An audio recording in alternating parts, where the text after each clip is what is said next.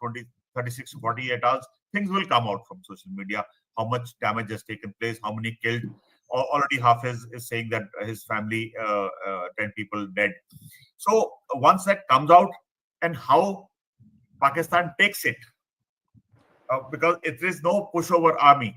It's also got a fairly strong army, though not a patch on us, but still some face-saving gesture, how they react, whether it gets into a prolonged mode. We yet to see how it evolves over the next 2-3 days. I think within the next 48 hours, this should end either way, unless it goes off into a spin where they respond and we respond back, and this expands. Though I see less likelihood of that. Right. I'll have to step out now. Barkha, Dutt, our chief editor, will continue with this conversation. If she's here, she can maybe join. I'll have to wrap it up here. Thanks so much for all of you for joining us and for sharing your thoughts. Barkha will take it over from here. Thanks so much for joining.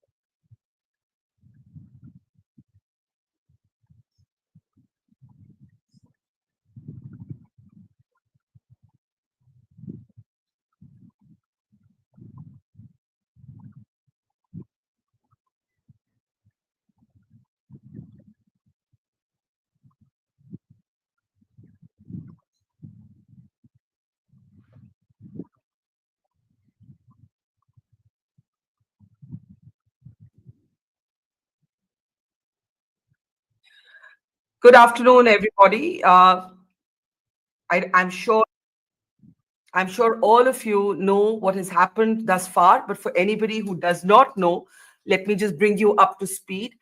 India, could I request the producers to turn off their mics in the background? I'm not able to hear myself think, actually. Thank you very much. Good afternoon, everybody.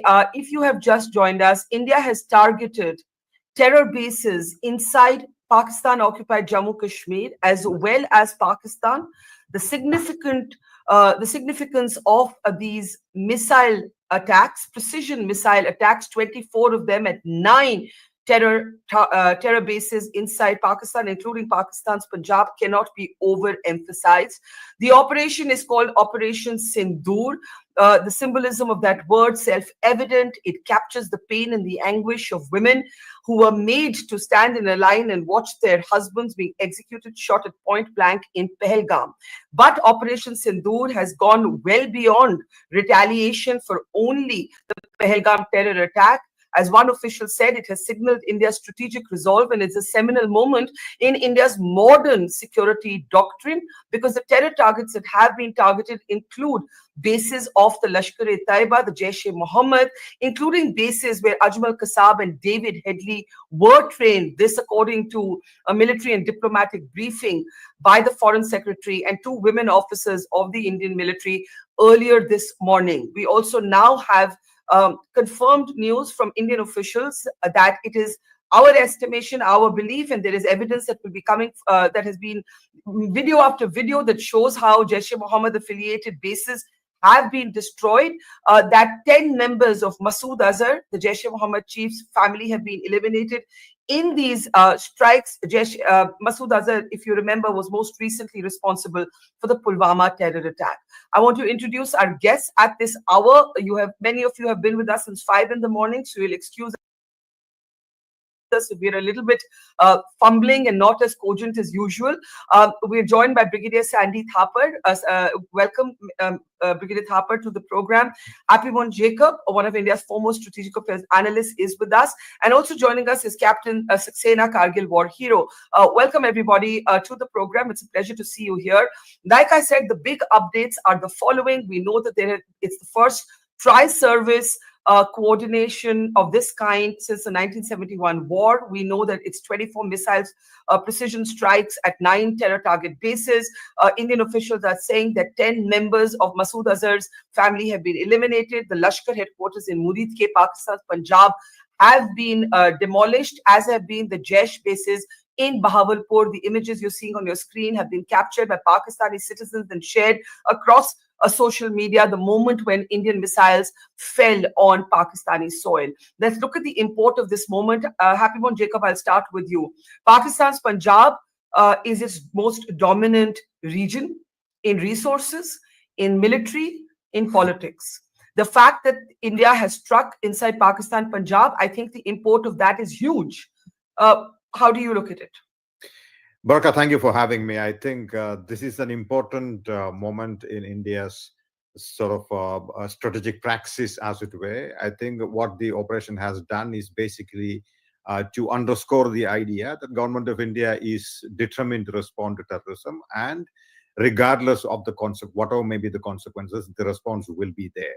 I think one of the main objectives, in my opinion, as a civilian, and you have former military personnel on this panel with you, in my opinion, this has been to establish the deterrence that the Pakistani side to sort of break that existed between India and Pakistan after the 2019 the strikes that India carried out in response to the Pulwama terror attack. I would say that there is likely to be a Pakistani response to it, but notwithstanding that, the understanding that the Pakistani military had that Indians will not respond to subconventional attacks because they're scared of escalation. I think so. We breached that sort of hope and faith in Pakistan, that the Indians have said that no matter what the response is going to be, India will strike back. I think that's a major, in my opinion, a major doctrinal innovation, as it were, number one. Number two, I think the Pakistani belief that there is a big distinction between subconventional warfare, which is terrorism, and conventional warfare. Indians have basically said that there is no distinction between the two. You carry out subconventional warfare against India. India reserves the right to use conventional military in order to sort of push back against that. I also want to add another argument about evidence. There's a lot of conversation happening internationally in Europe and the United States. Where is the conclusive evidence? I think that basically conveys a lot of ignorance on the part of many of the interlocutors on the international scene. India has basically given a great deal of evidence to Pakistan in the past, including in 2016 during the Pathankot airbase attack. The Indian side invited a team of Pakistani investigators into Pathankot and asked them to sort of cooperate with India. The Pakistanis were supposed to invite India back to Pakistan for a joint investigation. That never happened. What happened to the evidence that India gave for the Mumbai terror attack? It is lying in the Pakistani courts. No action has been taken. So in other words, there are instances when India has given evidence, it has reached nowhere. And I think the evidence in this particular case is that the Pakistani establishment has not acted against the elite and the sort of resistance front, or whatever they call it, and they are very much active within Pakistan. So there is no point in asking India to provide forensic evidence of who came from where and which route and what is the name of the person, what is the sort of kundali of the person. I think that is not possible for any side to sort of do that. I think what the Indians have done now is to basically turn the argument upside down and say, if you continue to support, if you continue to tolerate terrorists on your territory who attack India, then India reserves the right to sort of strike at them. I think that is the evidence argument that India seems to be pushing internationally. I also want to sort of bring in one more Pakistani argument. I think that bluff also has been called by the Indian side. I would say there are two bluffs called by the Indian side. One is that there is a distinction between sub-conventional and conventional warfare. The Indians have said, no, that's not the case. That is not, we don't agree with that. The second basically has been that with the full spectrum warfare argument that the Pakistanis have made in the past, which is if the Indian side attacks as using conventional weapons, the Pakistani side reserves the right to use full spectrum warfare against India, which includes, at least conceptually speaking, employment of tactical nuclear weapons against India. India has basically in 2019 using standoff strikes against mainland Pakistan, Khyber Pakhtunkhwa, and now against Punjab, has basically called that bluff. Nobody's in Pakistan today talking about employment of nuclear weapons. So in other words, India has managed to call these two bluffs. And finally, and I'll win that, I think what India has done basically now is to create a certain tripwire situation regarding escalation. So what India is basically saying is that if the ball is in your court, if somebody based on your side, with or without your assistance, carries out a terror attack on Indian soil against Indian civilians, then we will consider that as an act of initiation of a war against India or escalation against India. So you are initiating the escalation, to which we will respond conventionally. So I think the ball is in some ways, therefore, Indians are saying on the Pakistani court, you want to sort of trigger that tripwire, that's entirely up to you. But there exists a tripwire. I think that's a fairly smart thing to make, strategically speaking. I think it's a great point to make, that the nuclear bluff, because, Pakistan has been saber rattling from its defense minister to its ambassadors, all have been talking about using the full spectrum of responses available to them, including the nuclear response. And I think you're quite correct to say that India has called that bluff. Brigadier Sandy Thapar, however, Munir, a beleaguered Pakistan army chief, is going to need to show something to his people, muh bachane ke liye, right? As they say, a face-saving sort of exit. Right now, Pakistan's retaliation, could we bring up the shots of what we've seen happening at the line of control? Artillery firing is returning to the line of control for the first time since the 2003 ceasefire. We have fatalities among Indian civilians. Those are, of course, shots of the missiles hitting Pakistan, but we should also show pictures of what's happening at our side of the line of control, the fatalities with Pakistan's artillery firing. Now, that is one set of responses that we have seen in the past. But what do we have to brace ourselves for, plan for in the next 24 to 36 hours in terms of how Pakistan might hit back? Barkha, thank you for having me on your show. Firstly, we've all been up since 4 o'clock. It's a moment of national pride.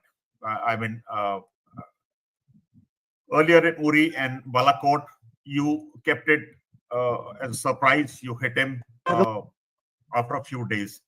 But this time, the Prime Minister said, we'll hit you, and we've hit. Now, coming to your question that what are the options now? See, what we've done is very smartly, we've narrowed his options by restricting ourselves firstly to a terrorist infrastructure, not targeting the military, not targeting the civilian areas. Yes, we've gone to Punjab, which is his heart. It's like hitting. It's like 26/11. Anywhere else would have hurt so much as a financial capital, being Mumbai. Similarly, in Punjab, it hurts him more. So he's got the next 12 hours to think how to respond.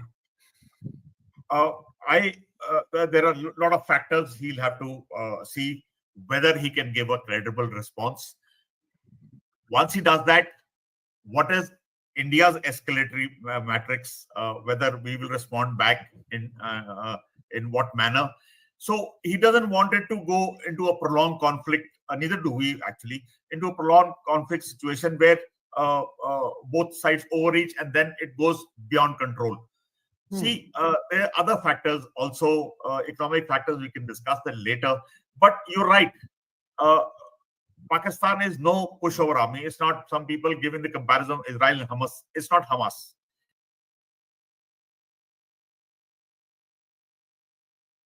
It's got a fairly strong army, though compared to us, not so. But a very professional army, I must say. One has served with them, seen them. They are a professional army, no doubt. So they will respond. He has to pay saving gesture his country. He has to show them. But to my understanding, he'll probably restrict himself to JNK so that he doesn't escalate by going to Punjab. So you don't think that though India has hit Pakistan in Pakistan, Punjab, by hitting Muridke and Bahawalpur, you do not believe that Pakistan will expand the theater of conflict. You don't see this becoming a multi-sector conflict. No, he will restrict. He will probably come down to Jammu, which is I mean, say Aknoor and some Jammu, not below into Punjab. There also, as I visualize, he will not. No ground action is envisaged. He will not attack because you cannot take anything with an attack of a brigade. Even more, you lose men. We are very strongly entrenched. We've been sitting there for 70 years. I visualize it'll more be specific targeting of certain military installations or other places, using his air force with standoff weapons, staying on his side of the border, or possibly with missiles. But then there is another factor that the chances of hitting a civil target in Valley, he calls Kashmiri his own. So he has to factor that. What will Kashmiris say that you are targeting us? So all these, I won't be like to be in Munir's shoes today because he's got too many things on his mind. And then the factor of how much equipment he's got. As we know, they are a loan to each loan they have to pay. They take another fresh loan. So their economy can sustain. How much can their economy sustain? So I guess this is the debate now. Will other fronts of conflict open, or will Pakistan keep it restricted to J&K? Typically, sorry, Barkha. One more thing. By hitting Punjab, we've sent him a message.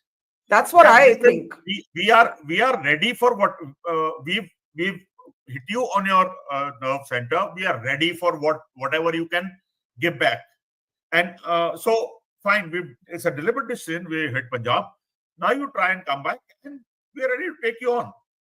Okay, I wanted to go to Captain Saxena, but I think Happy Mohan wanting to interject there. Happy Mohan, go ahead, please. Very quick point, just to add to what Brigadier Thapar said, the Indian argument has been that, listen, we are hitting terrorist infrastructure on your side. We are not hitting civilian infrastructure. We are not hitting military infrastructure. So in response to that, what is Pakistan going to hit? Are they going to get military infrastructure on their side? That's clearly escalating. Are they going to hit civilian infrastructure? That's going to be a very different kind of ball game. So I think their options in some ways are limited. I totally agree with Brigadier Sandeep here. Because India has a certain, argument here that we are specifically targeting people who are targeting us. What are you going to do? So I think I just want to sort of add, Sure, the options are limited, and yet they do need a face saver, and India has to wargame what that face saver might be, and what that face saver is will determine how high we climb up further on this escalatory ladder. Captain Saxena, as a Kargil hero, this is a particularly personal moment for you. Your thoughts, sir? Yeah. So I think there is a definite change in the entire doctrine. How do we deal with the terror network? And also, it's a strategic shift in India focus. If you really go back around 30 years, we were having two ways of dealing with the terror. Either we were going to, okay, let's talk, let's have a debate, let's have a bus yatra, let's have Aman ki Asha, and all these things. But none of them actually giving us food. Pakistan was always coming back and stabbing us at the back, starting from the Kargil war, even beyond that. Second was, we have gone ahead, we say, okay, let's do the surgical strike. What will happen? You will kill few terrorists, right? You do a Balakot strike. You again kill few, but what happens? Pakistan is like a terror factory. They use terror as a weapon, and for them, the terrorists are expendable, right? It's a Pakistan army which is the mastermind, and then there are few Jaish-e-Mohammed, Lashkar-e-Toiba, which keep churning these terrorists as a manufacturing factory, and they are not bothered. So if these five people who have done this Pahalgam, you hunt them down, you kill them, you whatever do, they are anyway knew that they are expendable for them. They have already written them off, so that will not work. So I think that's why when this happened, and this was a very emotional moment, because till now they were kind of attacking the armed forces, CRPF and all, but this time they have hit innocent civilian. They have hit cold-blooded murder in front of their newly wedded wife, right? Just see the emotion. And I think entire India was on the boil, right? It was, we were feeling as if we have lost a member from our family. So it's a very emotional decision also. And this kind, so this why we have changed our response. We say it has to be multi-pronged approach. And that's why you must have seen we started with the water treaty, which is going to have very long-term consequences. We have stopped all the trade. Pakistan is a food deficient nation, and this nation has got 1.3 billion of import from India indirectly through Dubai every month. We have stopped it now. We are also ensuring they comes into IMF grey list, so that for them it's becoming difficult to get the money. See, finally we need to realize we will not get our objective just by killing the terrorists. We have to dry up the terror funding. We have to hit Pakistan army, So which I are think the that's, I think when you say we have to hit the Pakistan army, that's now the question. Because in today's military briefing by two women military officers and the Foreign Secretary, Happy Mon Jacob, there was emphasis on the fact that that India had shown restraint, that India was not seeking escalation, that India had confined itself to targeting terror. But former Army Chief Manoj Naravane had a very cryptic tweet. He said, "Picture abhi baki hai." Now, that can be read in two ways. That can either mean that whatever India's military responses, this is not the end of it. That there could be more. That's one way to think about it. The other is we that have look, Pakistan may react in a set of ways, and that determines in a way what happens next. Captain Saxena, you want to add a sentence? I want to go to Dr. Happy just Manjik. You yeah, want to yeah, add a sentence? Yeah, just a minute. So what yeah. I wanted to say, India had shown a lot of kind of calibrated and measured approach, and giving the communication to the entire international media and nation that we are a responsible nation. Now, depending on how Pakistan retaliate, we are ready for all the scenario. And if Pakistan army hit, then we have got all the right to hit. Right, that will be the phase two. So that's what, in my view, if and Pakistan army has got no other option than to retaliate, because they have to face their say, they have to save their face in front of their own citizen. So that may be the phase two, because that we say the picture abhi baki hai, because that may be the just the first step in the long battle.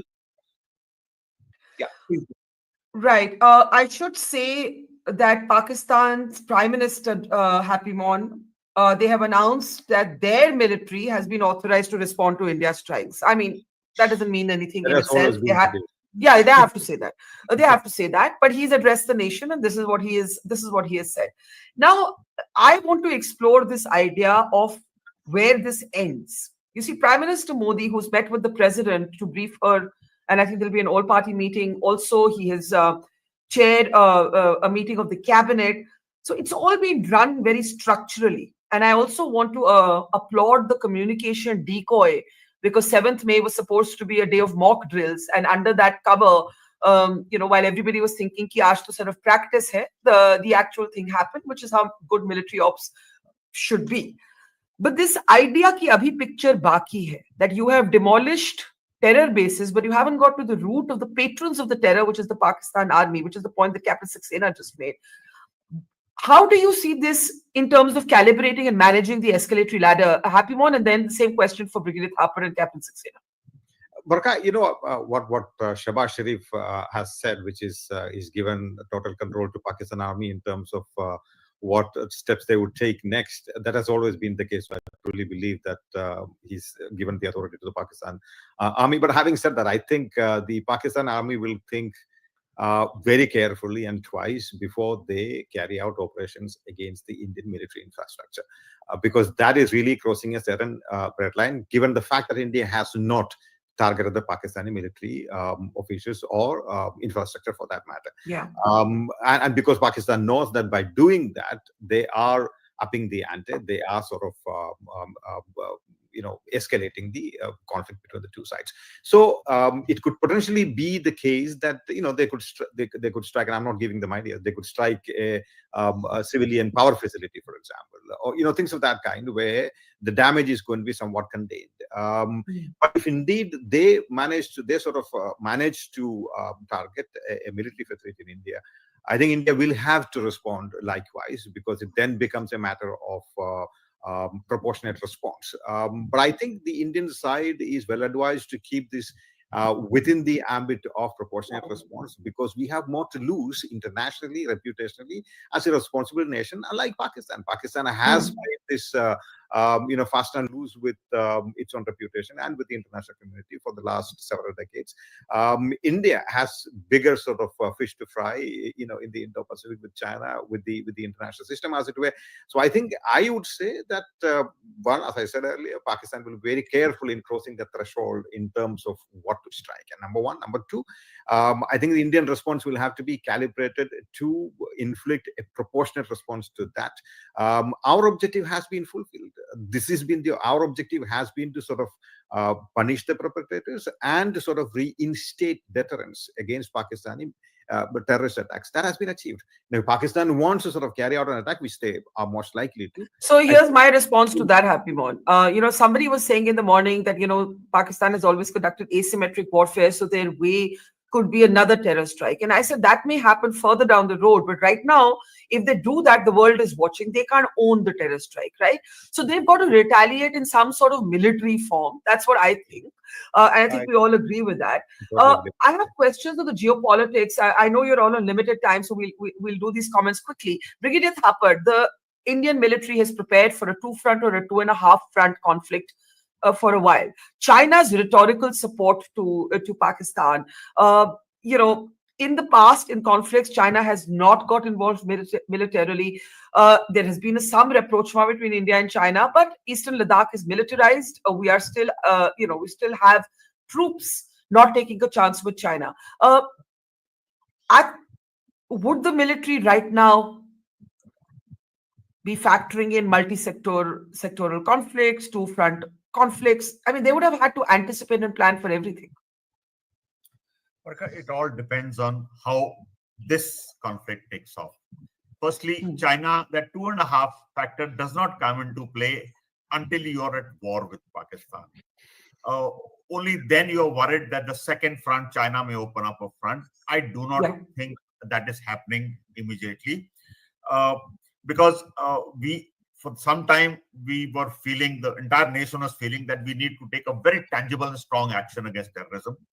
The Prime Minister also felt it. We've taken it. We took very credible, limited action with a lot of clinical precision. Like I said, we presented clear evidence that, listen, we've targeted only terrorist infrastructure. So now, Pakistan, like I said, we haven't left Pakistan with any options, very limited options we left them with.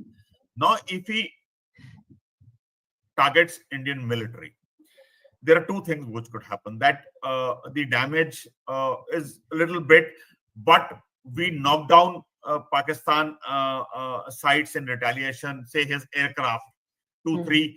So it is considered a significant damage on him for the action he's taken. If you say, okay, fine, he came with 4 aircraft, we knocked down 2, his launch site of missiles we knocked off, and yes, we lost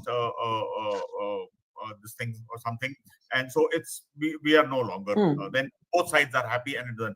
But if it escalates beyond, then I'm afraid it could deteriorate. But like what we discussed earlier, less likelihood of that happening as I see it. Captain Saxena, and then we'll get a quick last word from Dr. Happymon Jacob. Captain Saxena, you said we've got to get to the Pakistan army. It's going to take time. It's not going to happen overnight, but I think it's new red lines that have been drawn, a new strategic doctrine that has been established here. Where do we go from here, Captain Saxena? Exactly. So if right now we have taken the revenge in a way and the mood of the nation. And we actually think that, on the kinetic side, we have hit them hard. The other action, which are non-kinetic in nature and long term, as I say, they will continue despite or whatever factor is being done. So for this, we will not retail it now. But yes, as rightly said by, Brigadier Thapar, if they cross the line, it will totally depend on what kind of retaliation they will do. If they will do something like just a face-saving thing, things will close here. But we will continue with our, non-kinetic, important long-term measures we have started taking. But yes, if they retaliate within a point, then we will have the chance to hit Pakistan army. And then India is prepared for both the eventuality, whatever it happens. And if China, I don't think China will come into play directly. They will definitely, help Pakistan in terms of arm ammunition, but not going to be there in terms of direct support. Barkha, Uh, 30 seconds ja- can I take? yeah, can Yeah. I sorry, while you're making your point, we're just stacking up visuals released by the Indian Army. I want to say one thing. There is so much visual, empirical evidence for the world to see and of these strikes and their success, right? So the Indian Army has released footage officially. It is out on ANI of the terror bases that were hit. I need to go full frame on this, guys. I can't play it like this. You need to show it to us closer. So give us a second. That's Kotli Gulpur, and those are the images that released moments ago by the army. You can see there the missiles. This is precision warfare. 24 missile strikes on 9 terror bases, and that is the Abbas terrorist camp at Kotli that you are seeing being hit. And like this, many other images are being released, and we'll keep showing them to you. These are official images released by the Indian military for, Pakistan can't hide from these images. Let's go back to our panel as we keep playing these images. Brigadier Thapar, Dr. Happymon Jacob. Sorry, this development just took place a moment ago, so I had to bring it up. Brigadier Thapar, do go ahead. Yeah. There was a reason for this. One, because possibly the Prime Minister wanted to watch this live. So there were drones who were capturing that. Then it was probably to silence some of those people who last time said proof dikhiye. Yeah. So yeah. this was very necessary. And so I want to go back a little and say I've got to add that amongst the picture abhi baki hai could also mean that, okay, military action, we say, okay, fine, you hit us, we hit you. Now, meanwhile, our other actions, non-kinetic actions going, and one of the non-kinetic action, I think, are cyber capabilities. You can bring down Pakistan's banking system, its waterworks, its electricity, its nuclear installations with cyber attack. How do we know it's not already going on? We have the capability. Of course, economic, diplomatic, water, trade, all factors are going on. They will continue. They are not being taken off now after the attack. They will continue for some time, so that because we've realized that few isolated strikes or acts here and there are not going to. It has to have long-term impact. So I guess this will continue. Right, Dr. Jacob, if you want to come in, the Indian Army, as I mentioned, has released these videos that you see on your screen of the missile strikes that took place on terror bases inside Pakistan. We know now 24 missiles, 9 terror bases, 10 members of Masood Azhar's family eliminated, the Lashkar headquarters bombed. One of the narratives that Pakistan's been trying to put out in their fake news way is India's hit our mosques. Now, this is very important to counter because it's such rubbish, because the mosque that has been targeted in Bahawalpur is directly linked to Masood Azhar's Jaish-e-Mohammed, right? And that video footage is also available. But that is one way that Pakistan is trying to put a spin on this. Now, the importance of the fact that the army, that's, by the way, the Subhanallah mosque affiliated to the Jaish-e-Mohammed that was hit in Indian missile strikes. The importance of the videos released by the army, the level of detailing this time, it's very granular. We have a lot of granular detail, Happymon. I mean, I don't think Pakistan can pretend this didn't happen.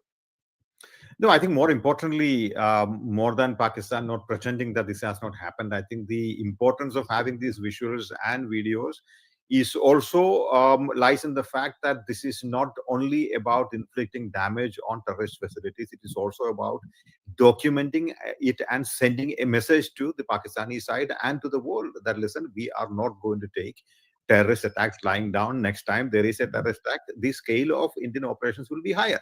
If you were to compare, as others have pointed out, in 2016 it was lower, 2019 it was slightly higher, now it's even higher. So you have documented evidence of how the scale of these operations are going up. I just want to add one more point, Barkha, before I leave, and that is about, we should be, I think, very careful in internationalizing this particular issue. I think that should be carefully calibrated.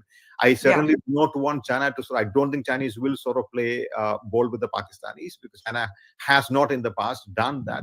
But if the Chinese were to sort of one way or the other get themselves involved, not in a hot war, but in a more cyber or other intelligence sharing capacities, I think that will have some sort of a negative implication on us. So far, they have not shown any indication of that, number one. And in the recent past, India has had a certain approach more with the Chinese. I think so. Therefore, the Chinese are going to keep themselves away. The second point that I want to sort of also make on the show is, Barkha, we have not had so much of a support from the international community after the terror attacks, 2 weeks ago. The international community, including some of our friends in Europe and in North America, have been sort of dilly-dallying about how much to support India, how solely they should support India. When their time was there, when the Russians attacked Ukraine, and which is not even a member of NATO or EU, they were all rushing to Delhi and asking India should support them.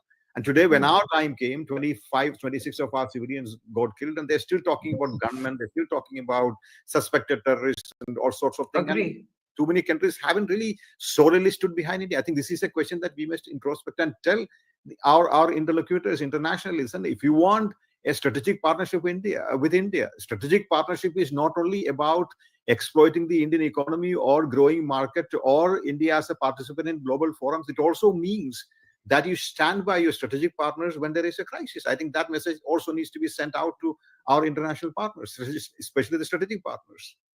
Absolutely. And you're saying that, the kind of comments, look, I would say the countries that matter in particular, and please everybody add to this, the Russians, the Americans, Europe to some extent, and China. Now, China rhetorically is siding with the Pakistanis. Turkey is sending ships to Pakistan. The Americans, at least outwardly, are being cavalier. Does that concern you, Happymon? And then I'll come to Captain Saxena and Brigadier Thapar. Briefly, Happymon. No, I mean, given the fact that there is a Trump administration in the United States, I'm not too worried about the American reaction, because, Trump is being an unpredictable sort of character for pretty much everybody, including the Europeans. So if he hasn't stood with, his time-tested partners for 40, 75 years, we don't expect them to stand with us. Having said that, the American security establishment has had a relationship with India in the past, and they have helped us with, intelligence and other such things. And if at some point of time it comes out the American security establishment hasn't helped, I think that should raise questions in India. It should raise questions. What is the phraseology that is being used by Moscow in condemning this attack? And what about some of our other strategic partners? I think these questions at some point of time will have to be looked at carefully, because friends are there to stand by you in times of crisis. Have they stood by us in times of our crisis? But again, as Jalandharavne said, the sort of we picture Baki here. So let's see if sort of opinions and language changes in various words. Brigadier Thapar, jump right in. This footage that we're seeing released by the army, I think Happymon is quite perceptive there in saying that, look, this is about messaging to the world. It isn't only because the Prime Minister was watching the ops as they were taking place. It's also about messaging to the world. Your comment on that. So please unmute yourself. I can't hear you. Sorry. This was absolutely right what he said. This is also you're picking up the denial factor from Pakistan. You remember Balakot? They said nothing. You hit a few trees and all, since we hadn't.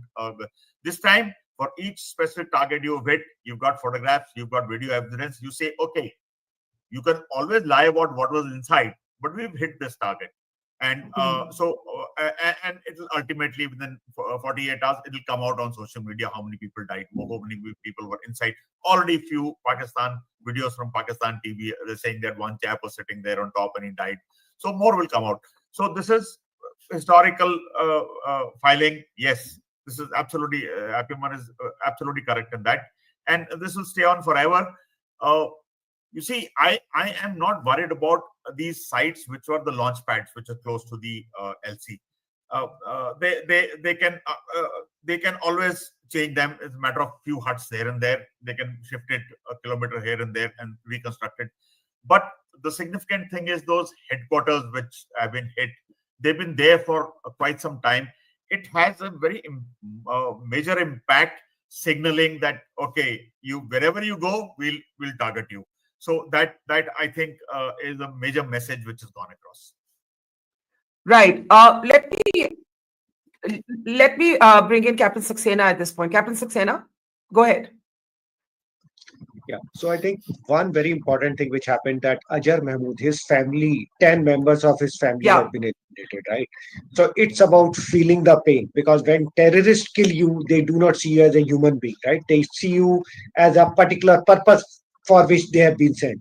But the same thing when happened to this particular person who is masterminding some of these terror activities, you can feel the pain what these 26 ladies must have felt, whose husband was shot in front of their eyes, or their loved one shot in front of their eyes, right? So it's very important that this thing was required, though we are taking a lot of non-kinetic action, but emotionally, a symbol of India's emergence and the strong nation was very well sent through this attack, where we say we will hit you wherever you go. You can go to POK, you can go to Pakistan, you can go to any part of the world, but we are not going to leave you. We will not forget you. We will not forgive you.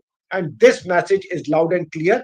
And now India is also saying we are ready for any escalation. Till now, we have worked in a very calibrated and measured way. However, if you go up the escalation metric, we are ready for every layer, and we will give you back whatever you started. I think that's a very clear and strong message going not from only the Indian army, but from the entire nation. Yes, Brigadier Thapar, yes, you wanted to come in. Go ahead, sir. Mute. You are on mute. Right? Sorry, am I? No, we can hear you now, sir. We can hear you. Yeah. My only regret today is in the action is that we've not got that good news that Hafiz Saeed and Masood, but he would have been moved. They would have been moved out by the Pakis well before, sir. Yeah. I wish they had been part of the target list. It would have added more gravitas to the and more happiness. He was in Lahore, where in a proper civilian area, and Pakistan army knew. So that's why for the last 10 days, just after the strike, sir, he was kept in a total residential area. And it was not easy to hit him without doing a lot of civilian casualty, right? So I will say, Captain, that just yesterday an undated video surfaces where Hafiz Saeed's son, Khuleyam, घूम रहा है, and in that there was both panic and an admission, Brigadier Thapar, and he's saying, Modi wants to kill my father, meaning Hafiz Saeed, to which I said, not, Modi on behalf of all of India would want to see you dead. And then he says, but Hafiz Saeed, India would want him isolated in some cave. किसी गुफा में आप चाहेंगे कि वो चले जाए, लेकिन वो तो बिल्कुल यहाँ है. That's the video. वो तो बिल्कुल यहाँ है पाकिस्तान में. So I think Pakistan would have taken care to hide these two terrorists. But sorry, Brigadier Thapar, complete your point. Yeah, I guess so. The one knew that they would have been moved 10, 12 days. The moment the incident happened, they would have been moved out from there. So, but I was hoping against hope that they were part of the wreckage somehow. Yeah. All right. Last comments from both of you, at least for now. I'm sure we'll have plenty of opportunity and reason to reconnect. Captain Saxena, the LOC is hot, and the LOC has been hot before also. But we are now looking at civilian evacuation. The LG has given those orders to pull back those who live at the line of control. There have been casualties. There is artillery firing. Pakistan's aim will be to keep, the LC hot while hitting somewhere else. I mean, it's kind of commonsensical that they'll try and do that. One of the things that we'll have to guard against is the reaction to the Indus Water Treaty suspension. It's been very visceral. Pakistan ministers have been saying crazy things like we will hit structures and so on. How do we do you think Pakistan would dare to escalate, be so demented that they would dare to, target structures around our rivers? No, I do not think they have got the capability in terms of like it's like a nuclear doctrine, right? In nuclear, also they keep saying starting from the day one, if anything happens, we are also nuclear power, right? They wanted to give the message that it will escalate into full-fledged war. So international committee should come and stop, get the mediation done. So similarly, they are saying that we have done, but actually we have stopped giving them data. We have already not telling them when we are going to release the water. So there is going to be nothing because we are very clear that this is treaty which has to be renegotiated, and we will continue to use it till the time they stop terror. So it's a very long-term strategy, and I don't think Pakistan will be able to do anything about it. And second, they will definitely keep the LOC hot. You are seeing from yesterday, there's a lot of firing, artillery firing, which is happening on the nearby village because till now they have not thought of any other action. So they are just doing this. But my personal view is after in a day or two, we will see some strike on some targeted strike, and that may be the reaction from the Pakistan as of now, but not beyond this. But Captain Saxena, what would they strike? We have terror targets to strike. They have nothing to strike. What would they strike? I mean, if they strike a military installation or a civilian area, that is ratcheting this up, way up the escalatory ladder. So what would they strike? So I think it's going to be the civilian casualty because if you see their response whenever India strike, they were saying you have killed civilians, right? They are just trying to say, so in a way they are saying we also have got the right to hit some of your civilian. So they are not going to hit army installation because that's a clear escalation on thing. But like these artillery shelling, right? 3 civilians has been killed. Some of these unconfirmed report telling. So that's the way I think they are going to work on some of the civilian area because one, they are easy target. Second, they will have got some face saving in their own country, and that's the way they can, escape the full escape war. Brigadier Thapar, do you agree with that assessment that look, targeting the LOC, Pakistan can pretend that it's a mutual exchange of fire, and that's why the Lieutenant Governor of Jammu and Kashmir has given orders for civilian evacuation from the frontline forward areas, right? But specific targeting at civilians cannot count as a military response. So when Shehbaz Sharif says, oh, Pakistan army is free to respond in the way it wants to, Pakistan needs to do something it can own. Pakistan can't say, oh, we fired artillery at the line of control. That can't be their response. So what do you think our military will be preparing for defensively? See, Pakistan is very unpredictable. It can do anything when it comes to saving face. We are quite certain of that. There could be various actions, but then we war game that. We said he can't do this for this reason, he can't do this for this. For instance, IWT, if he says we'll target, firstly, we are not stopping his water today. This minor desilting, we may have stopped it for a few days, but sooner or later water will flow. We will take some time, couple of years, before we can divert the water. And even if he plans to target any such infrastructure, some Pakistani suggested on Twitter that we will target any dam and all, whatever you make. I said, you will end up flooding your own nation. So, because gravity water flows there. So, that apart, but yes, army targets civilians, we are right. It cannot target civilian infrastructure, civilian housing or people, but certain things like the certain bridges which are used by the army for inducting troops, certain logistic unit of armed forces where petrol dumps, ration stores, ordnance places where there are very limited troops, these depots which are behind, it could target with missile attack.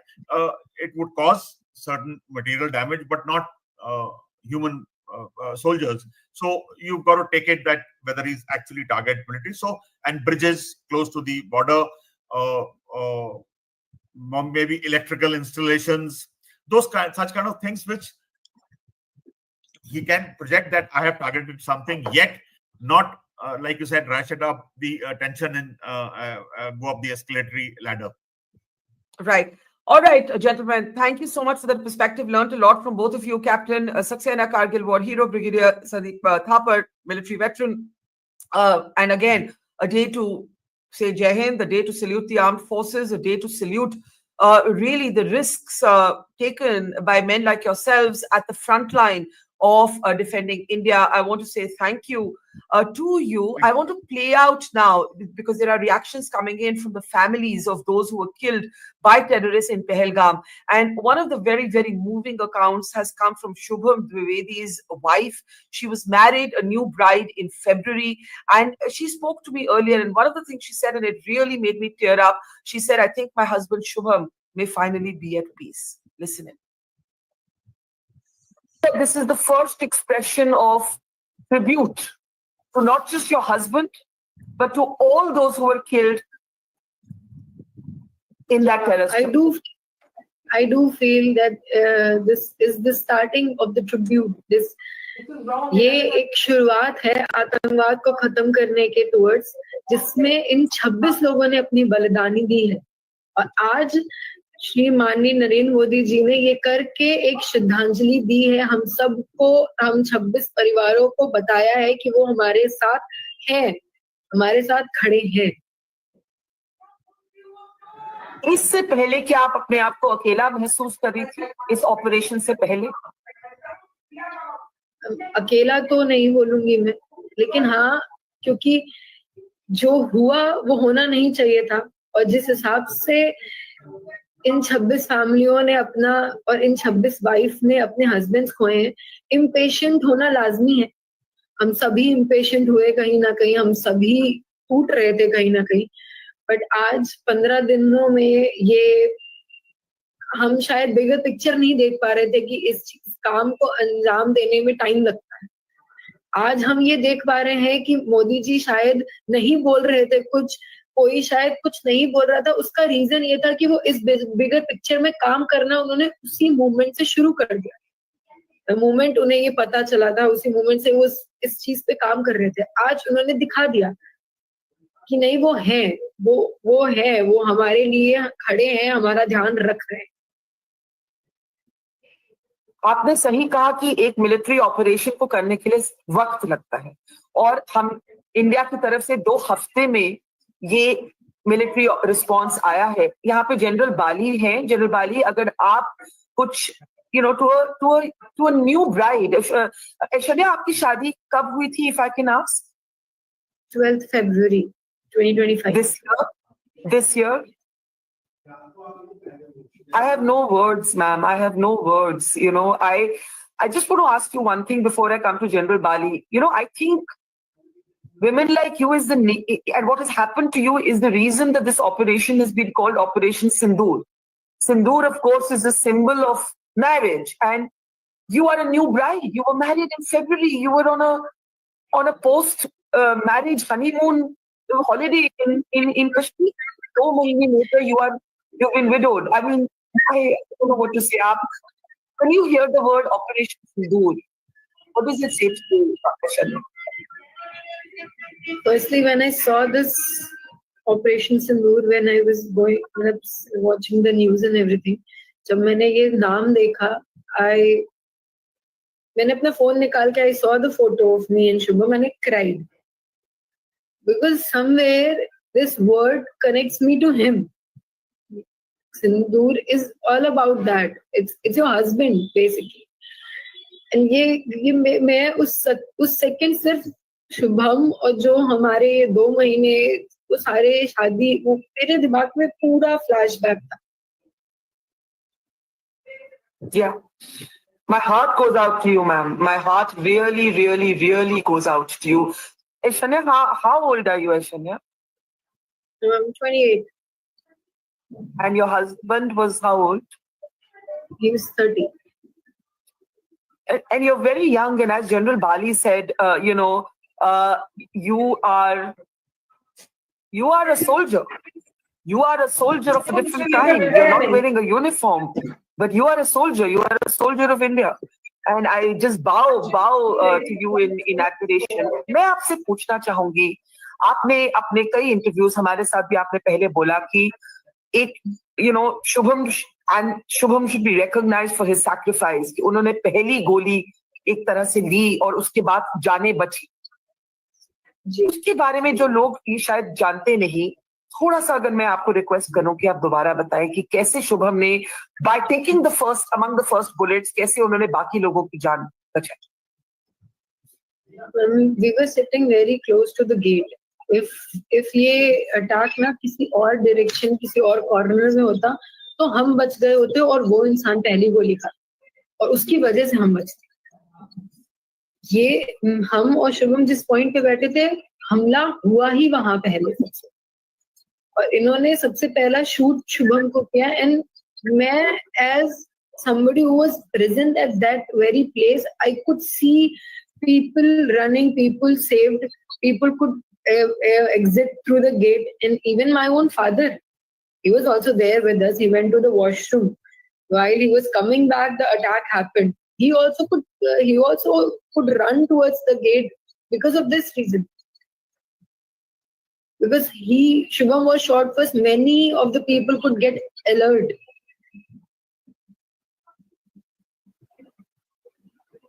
Extraordinary courage by your husband, by you. One thing I want to ask you, and I know General Bali has strong feelings about this also, Shania. Pakistan ने clearly target किया आप सबको for being Hindu. सबसे पूछा गया आप हिंदू हैं या मुस्लिम हैं और उसके बाद गोली मारी गई. पाकिस्तान का एक एम था इसमें कि भारत को डिवाइड किया जाए, कि लोगों को डिवाइड किया जाए, कि आपस में हमारी लड़ाई करें. हमारा एकजुट होना इस वक्त बहुत जरूरी है as a nation. And I think हमने दिखाया है कि पाकिस्तान जो करना चाहता था हम नहीं करने देंगे. इसके बारे में आई नो आप मतलब आपको शायद आपसे ये एक्सपेक्ट करना अनफेयर है, लेकिन एक देश की यूनिटी के बारे में अगर मैं पूछूं, क्योंकि पाकिस्तान को डिफीट करना जरूरी है even in your moment of great loss, इसके बारे में आप क्या कहें?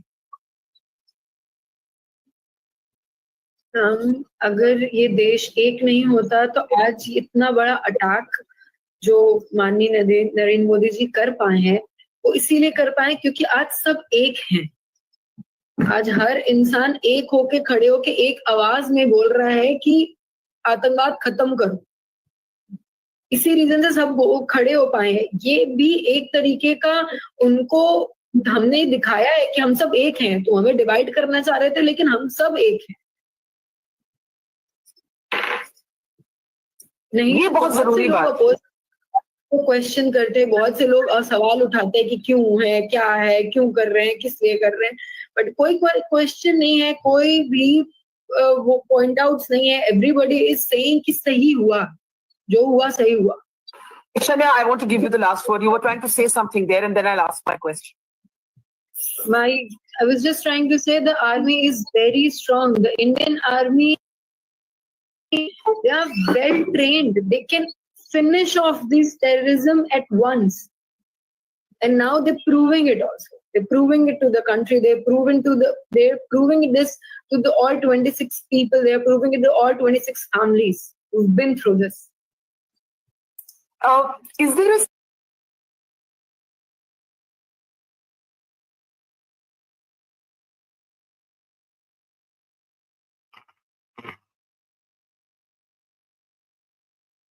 a very, very moving testimony there from Shubham Dwivedi's wife, saying that it is very, very critical, and we have shown Pakistan that India stands as one nation. Good afternoon. It is 1 minute past 4 p.m. And we have been continuously reporting India's strikes on Pakistan inside POJk as well as Pakistan's Punjab, taking out 10 members of the Jaish-e-Mohammed terrorist Masood Azhar's family, striking at the Lashkar headquarters in Muridke in Punjab, as well as the Jaish-affiliated bases in Bahawalpur, striking the bases where Ajmal Kasab and David Headley were trained.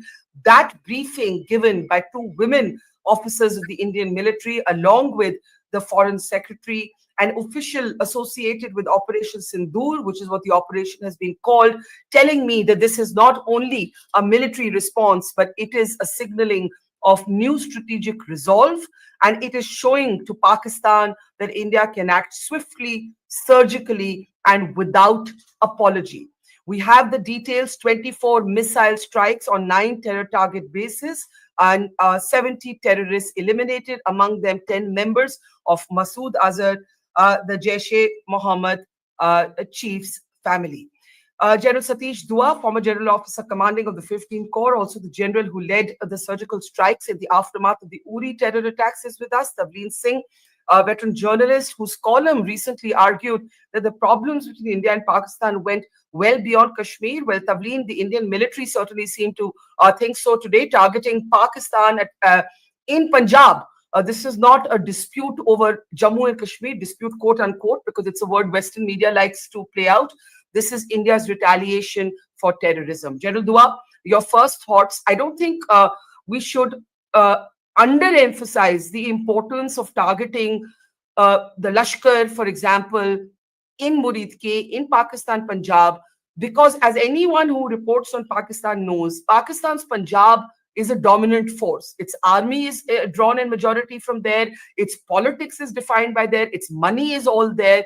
So when India hits with precision at bases inside Pakistan, Punjab, it is a huge statement to make. General Dua. Barkha, I start with immense professional pride in the fact that today we have, India has hit across these significant targets in response to the carnage at Pahalgam 2 weeks ago. Now, you know, when you talk about targeting, the targets by itself are also important, and so is the statement. When in 2016, when we had the terror struck at Uri, we launched shallow raids, what is now known as surgical strikes at multiple locations. In 2019, it was deep inside, a precision airstrike deep inside, beyond POK. But this time, the difference is that on both those occasions, the military response was launched as a surprise and then announced later. This time, the government announced a number of bold measures. The Indus Border Treaty suspension, the diplomatic measures, the economic measures, the political measures, all were announced and then implemented. But the military response, unlike the last time, which was a surprise, but this time it was announced. The Prime Minister announced, we will not only get those terrorists, but we will also strike at their backers, the word he used, basically meaning that we will strike at their terror ecosystem across the border itself. And that is exactly what has been done in early hours of this morning, because we have struck at the terrorist headquarters. All three major terrorist networks, their headquarters have been struck. What's more, you yourself mentioned that it goes beyond POK. It goes to wherever the terror headquarters are. In Punjab, Muridke is just 30 kilometers from Lahore, and Bhavalpur is 100 kilometers inside from the international border. That's right. And so the fact is that this is also a statement that goes out that not only have we hit these terror camps, but we retain the ability and the capacity and the resolve to do this. But, and I will end by saying that it is non-escalatory in nature. India did not strike any civilian targets. Unlike what has happened in Poonch Rajouri area, we've already seen 7 civilian deaths. And secondly, we did not hit any military target. So it was non-escalatory in nature, saying thereby, now the onus of escalation rests on you. Yeah, that's a really important point, that the onus of escalation is on Pakistan. At the moment, Pakistan is targeting civilian areas, villages along the line of control, and the Lieutenant Governor of Jammu and Kashmir has given orders now for those civilians to be pulled back from the front line. But those are some of the images. Artillery firing has returned to the line of control for the first time since 2003. But General Dua, obviously Pakistan will not end its hit here. But the question that I have to ask you is, India has terror targets to hit in Pakistan. Pakistan will look to hit something, but there are no terror bases to hit in India. What should we be bracing ourselves for? before answering your question squarely, although I don't put it beyond Pakistan to hit something here and then say these are the terror bases that they are, there are Baloch rebels here or things like that. I mean, I don't put it beyond that. But see, answering your question seriously, Yeah. Pakistan cannot hit such targets. So, to my mind, the only targets that they can hit are military installations. That's what happened after Balakot. Yeah. They struck at some military headquarters and logistic locations very close to the LOC, but there was not too much of damage, if at all. So that's a different point. The point is they may strike at this. The first step has already started, heating up the LOC. Like you said, in this Punch Rajouri area, it hasn't happened in 2 decades, RT duels, but that's what they've done. And so far, only civilians are the casualties. So they are likely to strike at some military targets. That's a call that they will take. How much they will venture forward or not will also depend on a different dynamic, because Pakistan today, to my mind, does not have ammunition to wage conflict for a war. The recent reports have it, few days ago, it was that they have artillery ammunition only for 4 days of war. They do not have the money. Every month they depend on some foreign assistance, all of which will be called by US and others. So all this will matter a lot. China's statement has, from Pakistan point of view, I would say has been a little lukewarm, because it actually in the end just talks about trying to reconcile between the two of us. So I think a lot of other factors will also be at play as to what how Pakistan will respond further. But the last thing I would like to say is, it is in times like these when Pakistan is up against a hard place, especially the military is in a very poor spot. Pakistan military is actually in a poor spot right now, and I feel that is something that we must play upon. We must try to make the military unpopular within Pakistan army. I beg your pardon, within Pakistan.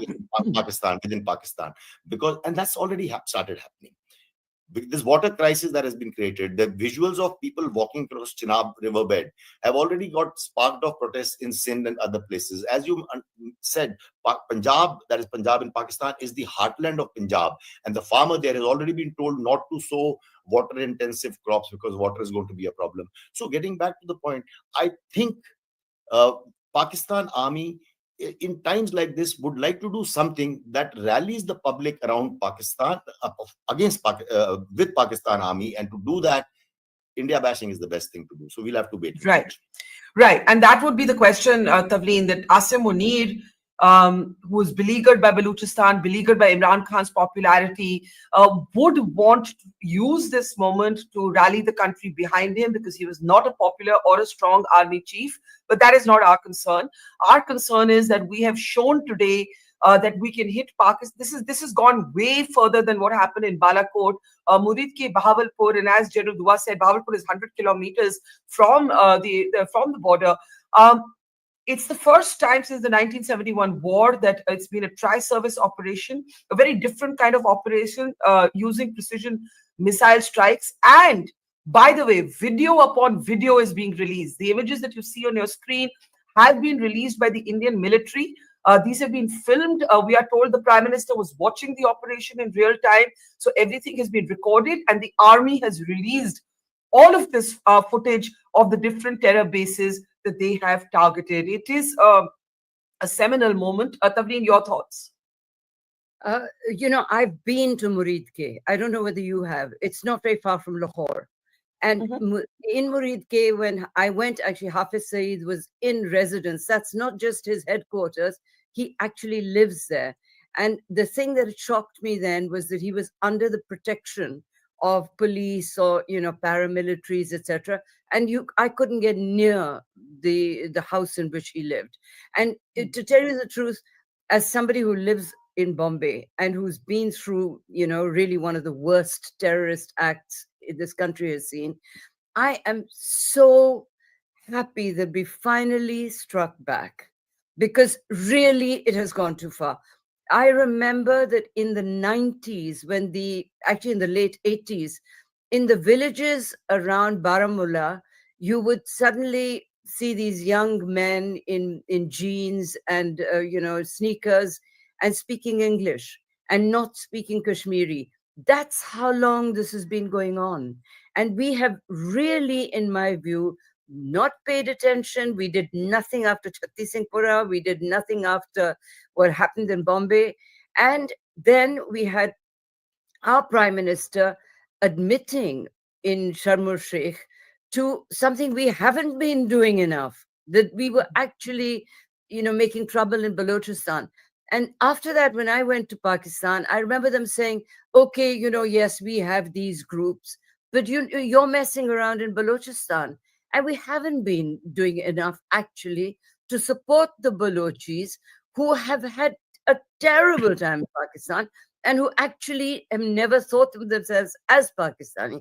So, after this, I'm happy that we've done this, and I really hope we're going to do more. And, what more can I say? I'm really proud of of what's happened today. Yeah.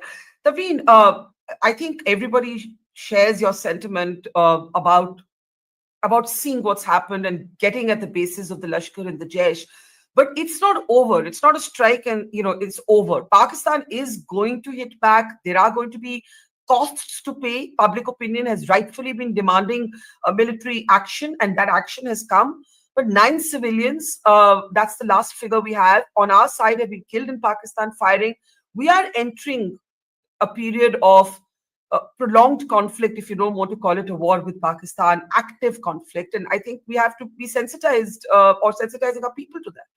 Yeah, I just want to know one thing. Do you know if they've actually brought down 5 of our fighters? India has rubbished that as fake news and said that it's propaganda. So that's what we are going to continue to emphasize. On the Indian side, there are defense analysts who say the 2 aircraft fell, and that one of them had the engine of a Rafale. Is that true or not? Everything that I have been told is that this is absolute fake news. So till we have an official account from the Indian military, I would completely look at that as Pakistan propaganda, because among the crazy claims that Pakistan has been making all morning also includes, oh, we have hit Srinagar, oh, we've hit this brigade headquarter and that brigade headquarter. So I just want General Dua to come in. I know that there have been these rumors that Pakistan has been trying to push, and in this moment of national security, we're going to go specifically by what. Let me finish my point. Yeah, sorry. What I wanted to say was, we must take the moral high ground on this. So we should not be reducing ourselves to Pakistan's level and lying or spreading propaganda. If this has happened, we should admit it. And as for prolonged conflict, we have a very good army. We have very good weapons. We should be able to, sustain that. What I really would like to see is India on the high ground. India not coming down to the level of spreading lies and propaganda. So if they have, destroyed some of our fighters, we should admit that. That's one point I want to make. The other thing that I want to say is that now that we are, in a full conflict almost, we should also really try to get Pakistan to realize that Kashmir is not going anywhere. That it's, it's something that this jugular vein kind of nonsense, they have to get over it. They know when you talk to Pakistanis, one-to-one, if they're friends of yours, they will tell you that they know Kashmir is not going anywhere. So if there's ever going to be peace between us, we have to first we have to work not just with weapons, but with words. We've got to use our soft power as well. Right. While you were speaking, I was looking at a PIB fact check that has been put up, and I'm just going to ask my producer to bring it up on our screen, which is actually saying, beware of old images shared by pro-Pakistan handles. An old image showing a crashed aircraft is being circulated with the claim that Pakistan shot down a jet. So I just want to say that. Can we have it up on our screen? I'm sure it'll be up in just a second. So as far as I'm concerned, that is the official word on those reports from the government, Tavleen, which we're sharing on our screen, that Pakistan is circulating old images, and in this moment we are going by what the military is saying to us on record. That is an official response on the government website saying those old images are being circulated. General Dua, let's bring you in on the larger picture. What happens now? What happens next? You mentioned, sir, that we are not seeking escalation, that we have avoided military installations and civilians, but Pakistan will seek to retaliate in some form. And the military will be preparing defensively for that. Right.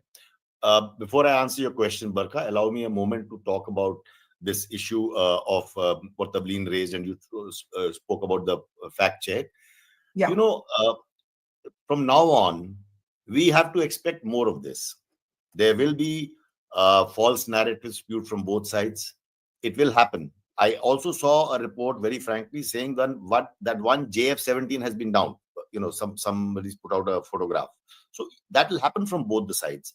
My own account handle has been, I won't say it's hacked, but there is another account which says now it talks about I've got a duplicate account on Twitter, and which says that I'm spewing out and giving out false propaganda. It's happening, right? I've reported that.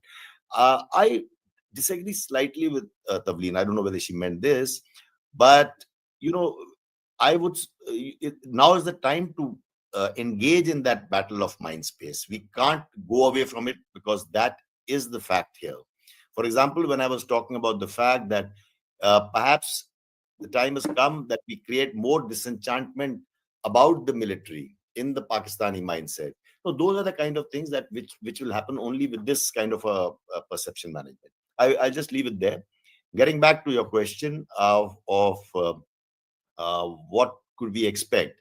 Now, we've already started that, in the sense we've already seen some strikes across the LOC.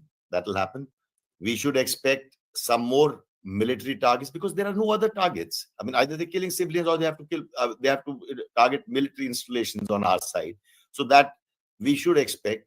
We are taking all the defensive measures. But I think what can happen also, now I'm a retired man, I'm just giving my view, is that we can be a little more aggressive about such things. Aggressive defense, as it is called. Because we also need to not only sort of keep taking defensive measures, that we must. But in addition to that, if we have more strikes like this, keeping the escalatory matrix in mind, we should also have that threat, and if need be, carry out that threat at some selected terrorist hideouts again. That's a possibility. And I would like to end by saying, at the end of it, I think India would also like to beware of the escalatory matrix. We cannot behave irrational like Pakistan.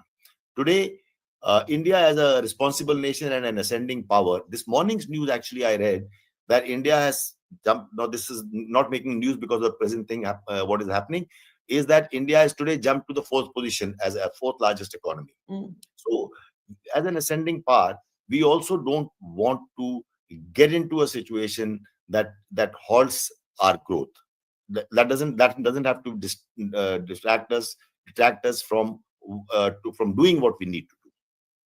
Yeah, but General Dua, sorry, Tavleen, you wanted to come in there. I was just going to make the point that all depends now on how Pakistan seeks to retaliate, right? What is it going to hit? What does it do next? We don't know. We simply do not know. The LOC, yes, 9 civilians are reported to have lost their lives in that artillery firing. But you know, what do they do that they define as a military response? How much this escalates, I think, would depend on that. Tavleen, you were wanting to make a point. Yeah, General Saab, I think you misunderstood me. I am actually saying what you just said, which is we need to use our soft power to actually correct the narrative, the false propaganda that Pakistan's spreading. That is what I said. That's what you're repeating.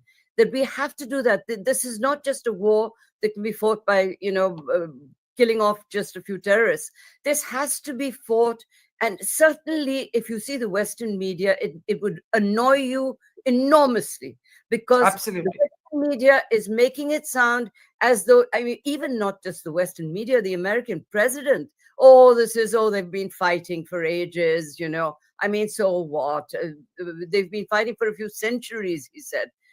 We have to use our strengths in the soft power business as well to correct this narrative. If the American president doesn't know that Pakistan hasn't been around for centuries and that this is a fight, first he said decades, then he said centuries. This is not true. There's been no Pakistan. Secondly, we've never claimed Kashmir as part of our country for the longest time. It was a great center of the Shaivism. The first history book almost was written in Kashmir. We keep behaving. We have become victims of the narrative that has been spread by Pakistan, which is we say, oh, yes, it's a Muslim majority thing. And that's how the Western media is doing it. So what I'm trying to say is that now that we are really in a state of war, we have to use our soft power to at least, convince the Western media that we are the victims in this and the responsible country of the two. When it comes to Osama bin Laden, the West has a different approach. And when it comes to India, we are just two squabbling countries. I think we have to correct that. I couldn't agree with you more. This equivalence to present this as a military exchange. Oh, India and Pakistan are fighting. India and Pakistan are not fighting. India has responded to an egregious act of terror, a culmination of several such acts where terrorists who do this are basically assets of the Pakistan army. And I do not understand how in a week when the Americans have bombed the Houthis and Israel does whatever it wants to in Gaza, they can lecture to us on restraint. It is just galling. It makes my blood boil. Yeah. General Dua, I want to talk about, what happens from here onwards. I think Tavleen makes the important point that Trump made a pretty idiotic comment, but, it was a vague, general sort of comment. How concerned do we have to be with the fact that China is rhetorically supporting Pakistan? Turkey is sending naval ships there.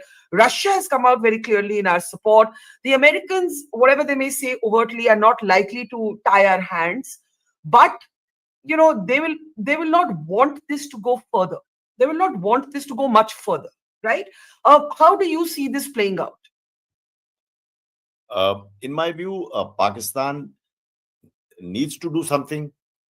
For their, should I say, professional pride, military pride, for their domestic audience, they have to do something.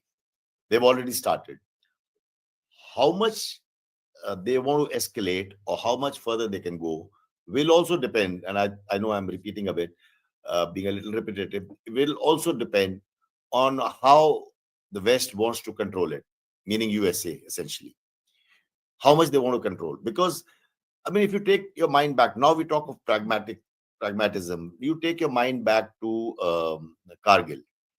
The world is watching very anxiously when two nuclear neighbors are in a beginning of a spiraling conflict. I mean, it can escalate. It can even spiral out of control. When that happens, there will be pressure on both of us, perhaps both the countries. From the West, from the US. You've already spoken about China. China has just made, I don't think China is pushing one way or the other a little more than the comments that they've made. Turkey is the only other example, but there are many countries who actually supported India as well. So by the way, the Chinese ambassador is at the foreign ministry as we speak, being briefed on Operation Sindoor. I just wanted to make that point, but go ahead. Yeah. So now, when they apply pressure, in that, they have a better hold. The West has a better hold on Pakistan because Pakistan now seeks a monetary dole every month for its foreign debt, and that's something that Pakistan can't go away from. And so I think they will raise the ante. I only hope they don't try to act irrational, because when they start talking about the nuclear card and things like that, we need to watch that very carefully. But I think we that is Indian national resolve, as well as military capability wise, we are prepared for anything that Pakistan brings on. Yeah, I just want to play out that statement by Donald Trump. It was so, I don't know what to call it. It was so banal. I'm just going to play that out, and then we can talk a little bit about how we expect geopolitics to play out from here on. Take a look. Any questions for Steve?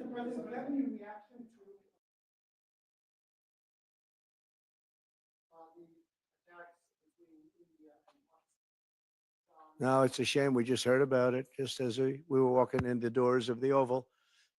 Just heard about it. I guess people knew something was going to happen based on a little bit of the past. They've been fighting for a long time. You know, they've been fighting for many, many decades and centuries, actually, if you really think about it. No, I just hope it ends very quickly. Any questions for Steve?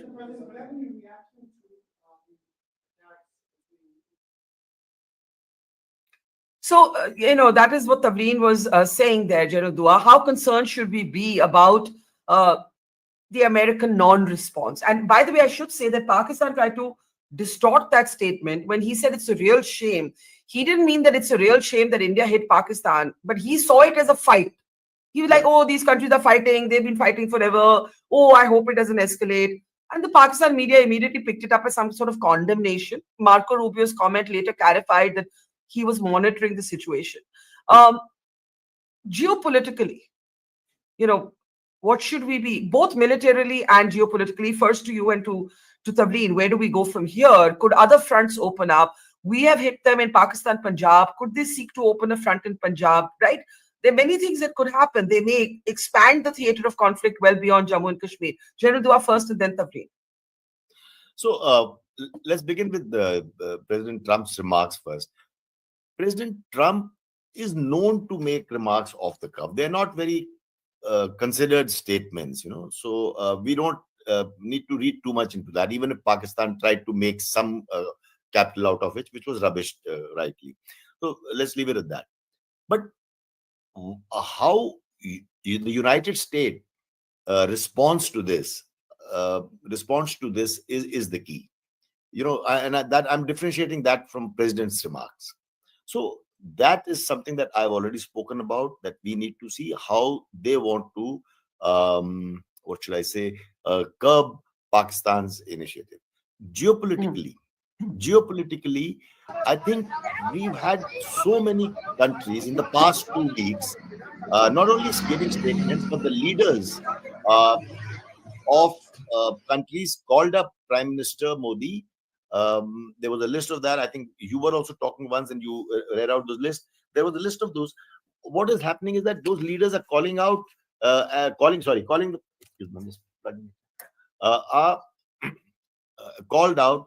the Prime Minister and expressed solidarity after he made that speech in Bihar, where he suddenly switched to English and said that we will go and hit the terror ecosystem, and we will hit the terrorists and also the terror ecosystem across the border. Now, what I'm trying to get at is that no country can come out openly and say that, no, we are with you, you've done the right thing. But the world is getting fed up. World is losing appetite for terror. That Pakistan is an epicenter of terrorism has been recognized by the world completely. They have very few real friends or supporters, if any.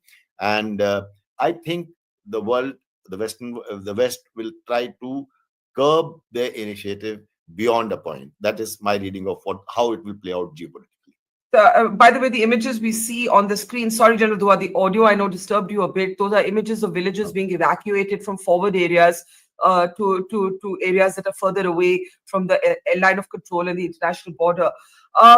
We now know that permanent and non-permanent members of the United Nations Security Council were briefed by the Ministry of External Affairs. The Chinese ambassador has been briefed. The Russian ambassador has been briefed. So there's going to be a lot of global outreach. Trump sounds banal, Tavleen, but I think they're not soft on Pakistan in the way the Biden administration was, nor are they in a situation in Afghanistan where they need Pakistan. So on both counts, they may say, oh, let this not become a war. but they're not likely to tie our hands. Yeah, no, I think that that we have failed. Our officials have failed to brief the American president adequately. I mean, you can't, General Saab, you can't dismiss what the president of America says. He's the commander in chief. He's going to decide, and he's a kind of he takes roads that other presidents have not taken. In the past, in Kargil and before, there was actual American intervention to stop the war. This time we can't rely on this, right? Secondly, don't discount China.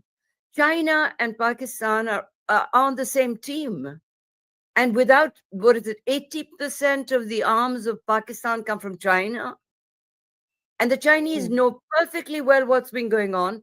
They're not interested in peace in Balochistan because they're building a huge port in Gwadar, or they built one. And, the China and that whole belt and road business, Pakistan is essential to the Chinese in the way that it once was to the Americans when they were fighting in Afghanistan. So please, geopolitically, we have to make a stronger case for what we're doing. And all this business of, the world recognizes this, don't buy the Indian propaganda on that, okay? But Tavleen, why do we care about the world? I mean, did Israel seek world opinion before they did what they did? The Americans, Trump said he would end war, and he's bombing the Houthis. Yeah, no, but we need, when we talk about geopolitical situations, we have to consider that the geopolitical climate around us is something that we have to make a case for, that, that we are fighting not just terrorism in Pakistan, but the Chinese are the pillar of strength of Pakistan at the moment is China. And I think that if we made our case better with the Americans, we would get more support. I actually think that that's been a failure. Right. It's also that Trump is not the most stable aware of world leaders to be able to brief. But sure, how the Americans react both on and off camera is going to be critical in whether Pakistan will in fact be contained. General Dua, the point you seem to be making is that Pakistan itself may not have the appetite for too much escalation. The videos you see on your screen, by the way, are images released by the army of the bases that were struck. 10 members of Masood Azhar's family have been eliminated, 70 terrorists killed, 24 missile strikes. So just returning for a moment to the military situation on the ground, are you expecting something token in the way that it happened after Balakot? But this is not Balakot. We have gone in hard and deep. And, it's just that for them, their choices are limited because, what are the targets that they could look at? And, maybe they do a cosmetic strike. Maybe the Americans, notwithstanding what Trump says on camera, prevail on them. Hey, listen, sit down. You need our money. You need our weapons. Sit down. We don't know. Militarily, how do you see this playing out from here, General Dua? So, Barkha, like we discussed earlier, I see that they will strike somewhere, like I said earlier. And military targets are the only targets they have in India across their borders. So they will strike somewhere. How deep and how effectively they strike is what matters. I myself I spoke about the fact that sometimes Pakistan is known to be irrational when it comes to India. We need to take care of that. And that is where I said we need to create that perception. We have to make the Pakistan military unpopular. There is a sentiment like that, and we need to play upon that. And but how do we do that? Because Munir is hoping for precisely the opposite. Munir is hoping that an unpopular Pakistan army chief gets a last hurrah from this situation. Yeah. Yes, but what is happening with the water situation is what needs to be what we need to factor in. What is happening with the situation in water is the biggest thing that has hit Pakistan population. It is, and the sentiment. The day this was announced, I think their Sensex has crashed 3,000 or 4,000 points. So that is the kind of sentiment that it is evoked. That is something that we need to play on. I know that we cannot turn off a tap on a day that we suddenly say.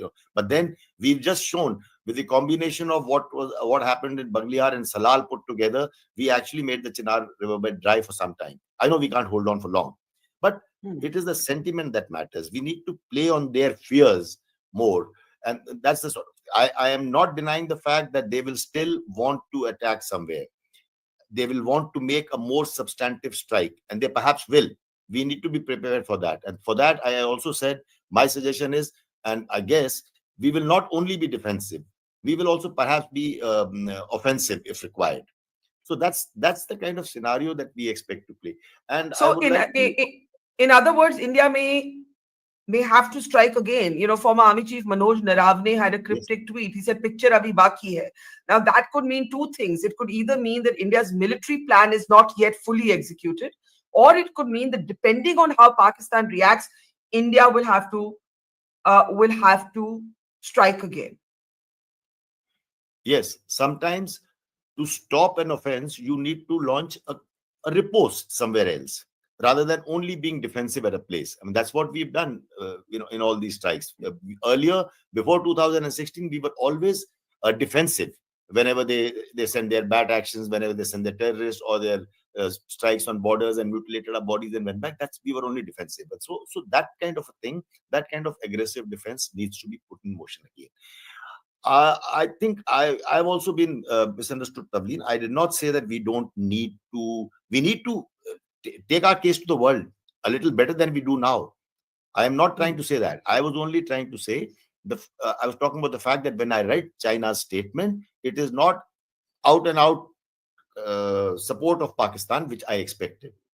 It says you need to resolve it together. I mean, that's what they want to say as a rising power. They want to be a superpower in the world, the lone superpower. So they also have to make some responsible statements about their involvement in Pakistan. We understand their friendship is higher than Himalayas and all that stuff. We do understand. But there is potential, like Barkha, you mentioned, there is potential of them trying to foment trouble in Punjab. They can also open fronts. Bangladesh is a big concern for us today. They've already, the Pakistan ISI has made inroads into in Bangladesh. Look at the statement that came out of Bangladesh, which retired Major General was saying that we will have to take 7 northeastern states. I mean, absurd that it may be, but then it also is reflective of some kind of sentiment that exists in Bangladesh, So that is something that Pakistan can play on. So we need to guard. We need to be on our guard on all these fronts and more, potential spots like this.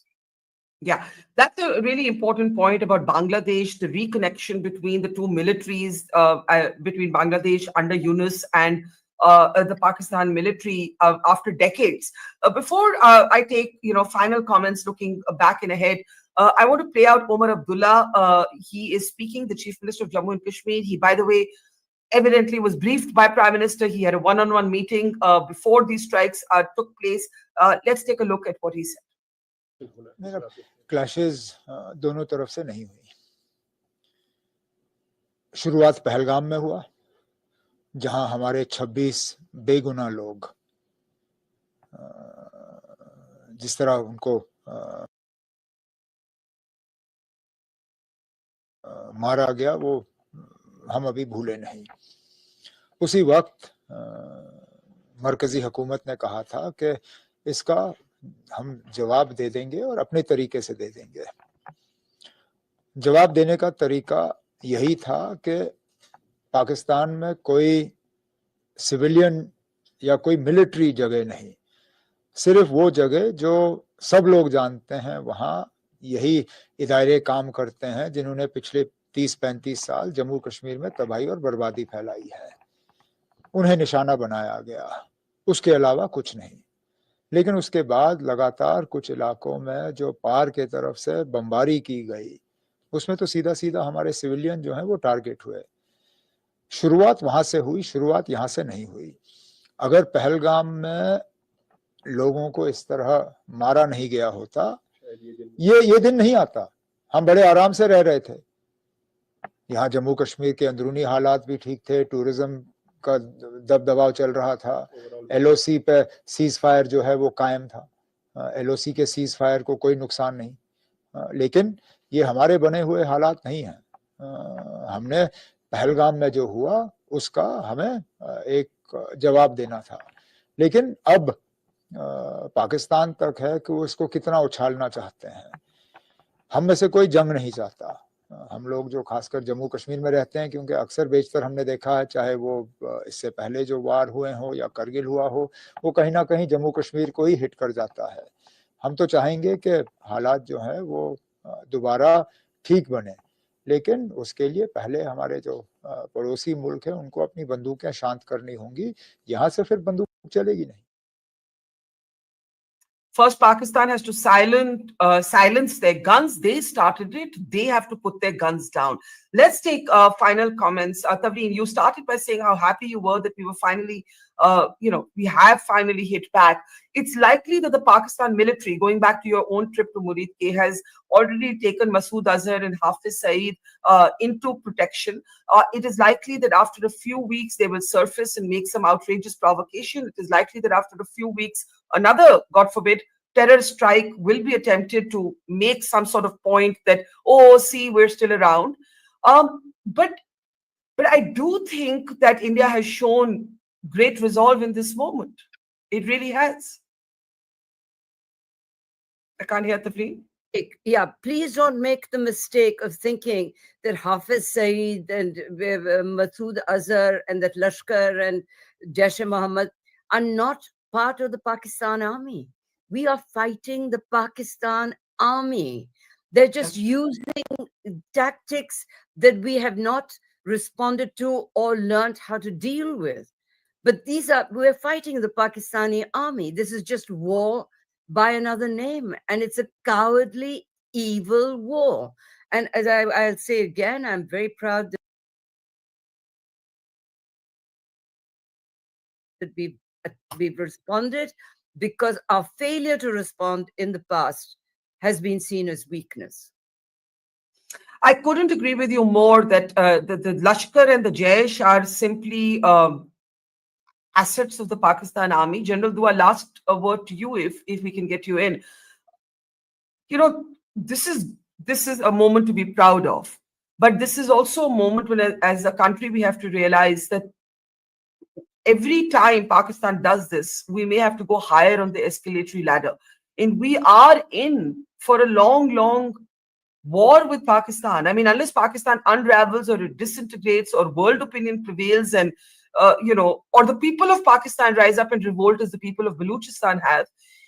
The problem with asymmetric warfare, it is not a battleground where two armies are fighting. It is, as Tavleen said, cowardly. You send in terrorists through jungles, indoctrinated, radicalized jihadists with guns, and you have what happened in Pahalgam. And no professional army can guarantee that no terror attack will take place ever again. No professional army in the world can guarantee that, because that's the nature of proxy warfare. General Dua. Yes, Barkha. No one can guarantee that terror attacks won't take place. It is not to say that from now onwards there won't be terrorists. There are terrorists in J&K. There will be terror attacks here and there. We are talking of a certain threshold. Every professional army in the world, that is why terrorism is so successful across the world. And so every professional army in the world, every country wants to keep, wherever there is terrorist issue, terrorism is a problem, we want to keep it under a certain threshold where life can go on normally, where we can prosecute development and things like that. At every terror attack, we cannot strike across. But what we've done this time is, when there was a high-profile terror attack, all these three times, Uri, Pulwama, Pathankot was just before Uri, and now Pahalgam, we've struck across. This time, far deeper, far more meaningful and significant targets. What we do to when Pakistan strikes here, amongst other things, just now got a cue from what you were talking, both of you were talking, is Pakistan military is the main thing. When Tavleen said that they are part of the military, so to say. Pakistan establishment is the military, is their establishment. And another thing that comes to mind, and we were discussing on a different channel earlier yesterday, there are other targets. Pakistan military has many commercial interests. They have huge commercial interests. Those are other targets that can be thought of, because we also have to strike where it hurts them, the Pakistan military, in addition to the terror networks. Time alone will tell as to how we plan things and how we go ahead. But what India has shown today, as in the past, this time even bolder, we have gone and actually struck those terror targets. I'm not saying that they will not be resurrected. I'm not saying that leadership will not come back again. That will happen. But as you started by saying, 10 family members of the leader being killed. So that's how we put the squeeze on the terror networks. Absolutely. And it is a day to stand with India's armed forces. It is the first time since 1971 that a tri-service operation has been unleashed against terror bases inside Pakistan. We will say thank you at this point to Tavleen Singh, to General Dua, the general who led the surgical strikes in the aftermath of the terror attacks in Uri in 2016. General Satish Dua and Tavleen, thank you so much. I want to play out a very moving testimony from the wife of Shubham Dwivedi. He was one of those who was killed at point blank in Pahalgam. And one of the things that she said to me is that she said, finally, I think my husband is at peace. And please remember that she was married only in February of this year, and her husband was shot dead in April. So think of what these women have gone through, and therefore the very poignantly named Operation Sindoor. Take a look. Expression of tribute to not just your husband, but to all those who were killed in that terror strike. I do feel that this is the starting of the tribute. ये एक शुरुआत है आतंकवाद को खत्म करने के towards, जिसमें इन 26 लोगों ने अपनी बलिदानी दी है, और आज श्री माननीय नरेंद्र मोदी जी ने ये करके एक श्रद्धांजलि दी है हम सबको, हम 26 परिवारों को बताया है कि वो हमारे साथ हैं, हमारे साथ खड़े हैं। इससे पहले क्या आप अपने आप को अकेला महसूस कर रही थी इस ऑपरेशन से पहले? अकेला तो नहीं बोलूंगी मैं, लेकिन हाँ, क्योंकि जो हुआ वो होना नहीं चाहिए था, और जिस हिसाब से इन 26 फैमिलियों ने अपना, और इन 26 वाइफ ने अपने हस्बैंड्स खोए हैं, इम्पेशेंट होना लाजमी है। हम सभी इम्पेशेंट हुए कहीं ना कहीं, हम सभी टूट रहे थे कहीं ना कहीं, बट आज 15 दिनों में ये हम शायद बिगर पिक्चर नहीं देख पा रहे थे कि इस काम को अंजाम देने में टाइम लगता है।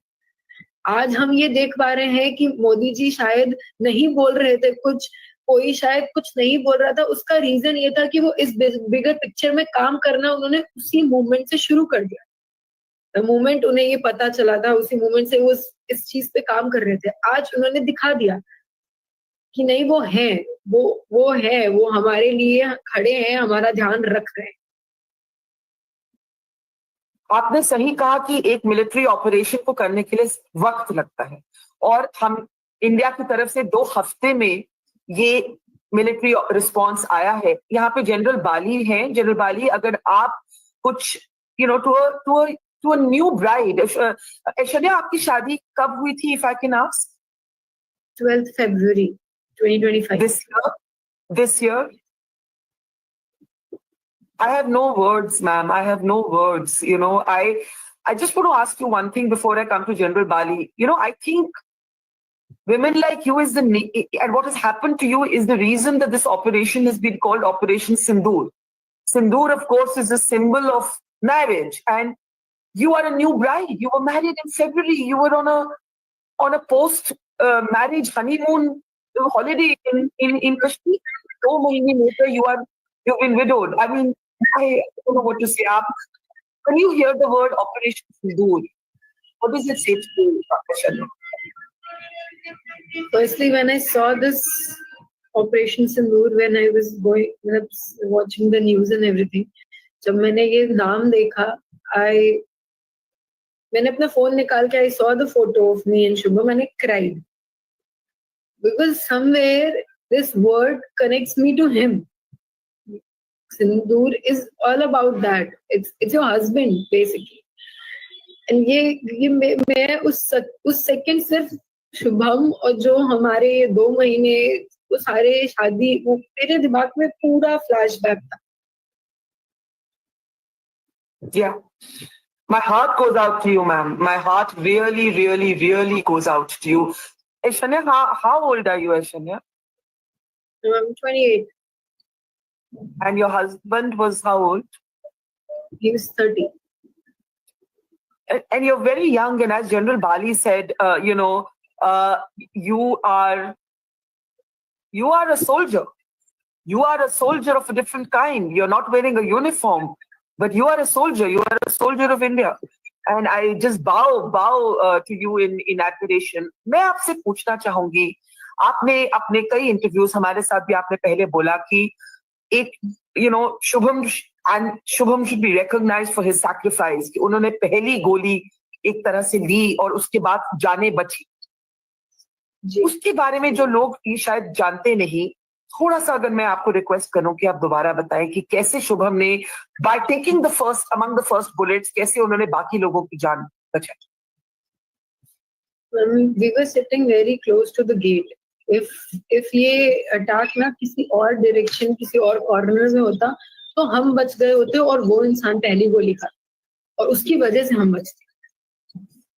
ये हम और शुभम जिस पॉइंट पे बैठे थे, हमला हुआ ही वहां पहले सबसे, और इन्होंने सबसे पहला शूट शुभम को किया. एंड मैं as somebody who was present at that very place, I could see people running, people saved, people could exit through the gate. And even my own father, he was also there with us. He went to the washroom.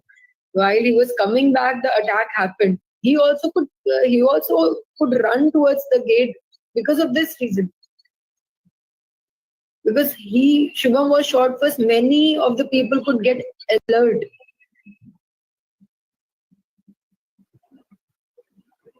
Extraordinary courage by your husband, by you. One thing I want to ask you, and I know General Bali has strong feelings about this also, Ashanya. Pakistan ने clearly target किया आप सबको for being Hindu. सबसे पूछा गया आप हिंदू हैं या मुस्लिम हैं, और उसके बाद गोली मारी गई. पाकिस्तान का एक एम था इसमें कि भारत को डिवाइड किया जाए, कि लोगों को डिवाइड किया जाए, कि आपस में हमारी लड़ाई करें. हमारा एकजुट होना इस वक्त बहुत जरूरी है as a nation. And I think हमने दिखाया है कि पाकिस्तान जो करना चाहता था हम नहीं करने देंगे. इसके बारे में आई नो आप मतलब आपको शायद आपसे ये एक्सपेक्ट करना अनफेयर है, लेकिन एक देश की यूनिटी के बारे में अगर मैं पूछूं, क्योंकि पाकिस्तान को डिफीट करना जरूरी है even in your moment of great loss, इसके बारे में आप क्या कहें? अगर ये देश एक नहीं होता तो आज इतना बड़ा अटैक जो माननीय नरेंद्र मोदी जी कर पाए हैं, वो इसीलिए कर पाए क्योंकि आज सब एक हैं. आज हर इंसान एक होके खड़े होके एक आवाज में बोल रहा है कि आतंकवाद खत्म करो. इसी रीजन से सब खड़े हो पाए हैं. ये भी एक तरीके का उनको हमने दिखाया है कि हम सब एक हैं. तो हमें डिवाइड करना चाह रहे थे, लेकिन हम सब एक हैं. नहीं, ये बहुत जरूरी बात है. तो क्वेश्चन करते हैं, बहुत से लोग सवाल उठाते हैं कि क्यों है, क्या है, क्यों कर रहे हैं, किस लिए कर रहे हैं, बट कोई क्वेश्चन नहीं है, कोई भी वो पॉइंट आउट्स नहीं है. एवरीबडी इज सेइंग कि सही हुआ, जो हुआ सही हुआ. Shania, I want to give you the last word. You were trying to say something there, and then I'll ask my question. I was just trying to say the army is very strong. The Indian army, they are well trained. They can finish off this terrorism at once. And now they're proving it also. They're proving it to the country. They're proving this to the all 26 people. They're proving it to all 26 families who've been through this. Is there a sense of community among you all? Have other, you didn't know the others who got killed, but I'm sure nobody can understand what you've gone through except each other. Have you all been reaching out to each other, or you don't really know each other? I just keep seeing their interviews. I just keep seeing them on various media platforms. That is how I'm able to connect with them. Nothing as in personal. I want to ask you a last question, Shania. आपने कहा कि आज हमने पाकिस्तान को दिखा दिया our strength, our unity, और पहली बारी आपको ऐसा feeling हो रहा है कि your husband who was amongst the first to take a bullet in that terror strike might be at peace. लेकिन जैसे जनरल नीरज बाली ने कहा, ये अभी खत्म नहीं है. पाकिस्तान हिट बैक करेगा, उसके वो कैसा हिट बैक करता है, हमारा रिस्पॉन्स आएगा. ये एक लंबी लड़ाई है और इसमें जैसे आपने सैक्रिफाइस दिया, सैक्रिफाइसेस होंगे और देश को ये समझना होगा कि ये एक लंबी लड़ाई है. इस पे आप देश के लोगों को आखिर में somebody who has suffered a new bride married just in February, बहुत बड़ा लॉस हुआ है आपने और आपने बहुत बहादुरी दिखाई. आप क्या कहना चाहेंगी? मैम, हम देश के नॉर्मल सिटीजन्स हैं, हम जाके बॉर्डर में लड़ नहीं सकते, बट मैं ये आउट लाउड ये बोलना चाहती हूँ कि हम एक हैं, हम हर कंडीशन में देश के साथ खड़े हैं. हमारी लड़ाई भले ही जाके बॉर्डर पे नहीं हो, लेकिन जिस तरीके से कल रात में भी जब ये न्यूज आई तो हमारे घर वाले बैठ के यहाँ पे उन आर्मी वालों के लिए प्रे कर रहे थे. एटलीस्ट ये तो हम शुरुआत कर ही सकते हैं, उनके लिए प्रे कर सकते हैं. जितना हमसे जो एज अ सिटीजन हम मदद कर सकते हैं, खड़े हो सकते हैं साथ में, उनको सपोर्ट कर सकते हैं. We can vouch for them. That is the starting and that is a kind of way we can show them that we are with you. They are fighting for us and we are standing with them. Actually, I want to say to you, you said you're not fighting at the border, but I want to repeat what I said. You are a soldier. You have shown the kind of courage that that is a rare and an exemplary courage. And I really want to fold my hands in tribute to you. And I want to say thank you to you for giving us power, for giving us courage, for giving us the strength, because our strength comes from people like you. Is there a message you have for our armed forces before we say thank you to you? I just want to thank them for everything they are doing. And thank you is a very, very small word. Thank you means nothing in front of what they are actually doing for us. But I just want to say, we believe in you, we trust you, and nobody in the world can beat Indian Army. God bless you, Ashanya. God bless you and Jai Hind. Jai Hind, Ashanya.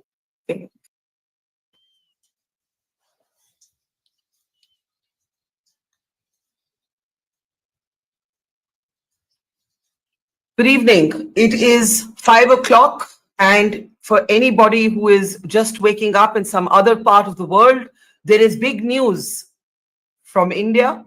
India has hit terror bases inside Pakistan, including Pakistan's Punjab area, directly hitting the terror bases of the Lashkar-e-Taiba and of the Jaish-e-Mohammed. We know the details. 9 terror bases have been hit in Pakistan-occupied Jammu and Kashmir, as well as Pakistan's Punjab. These include terror bases of the Lashkar-e-Taiba's Murid Ki headquarters in Punjab, as well as the Jaish-e-Mohammed terror bases in Bahawalpur.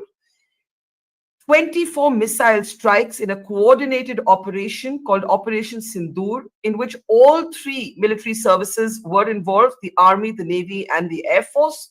This is the first time that such a tri-service operation has been conducted by the Indian military since the 1971 war. Indian officials have released videos. The Indian Army, rather, has released videos. You're seeing them on your screen.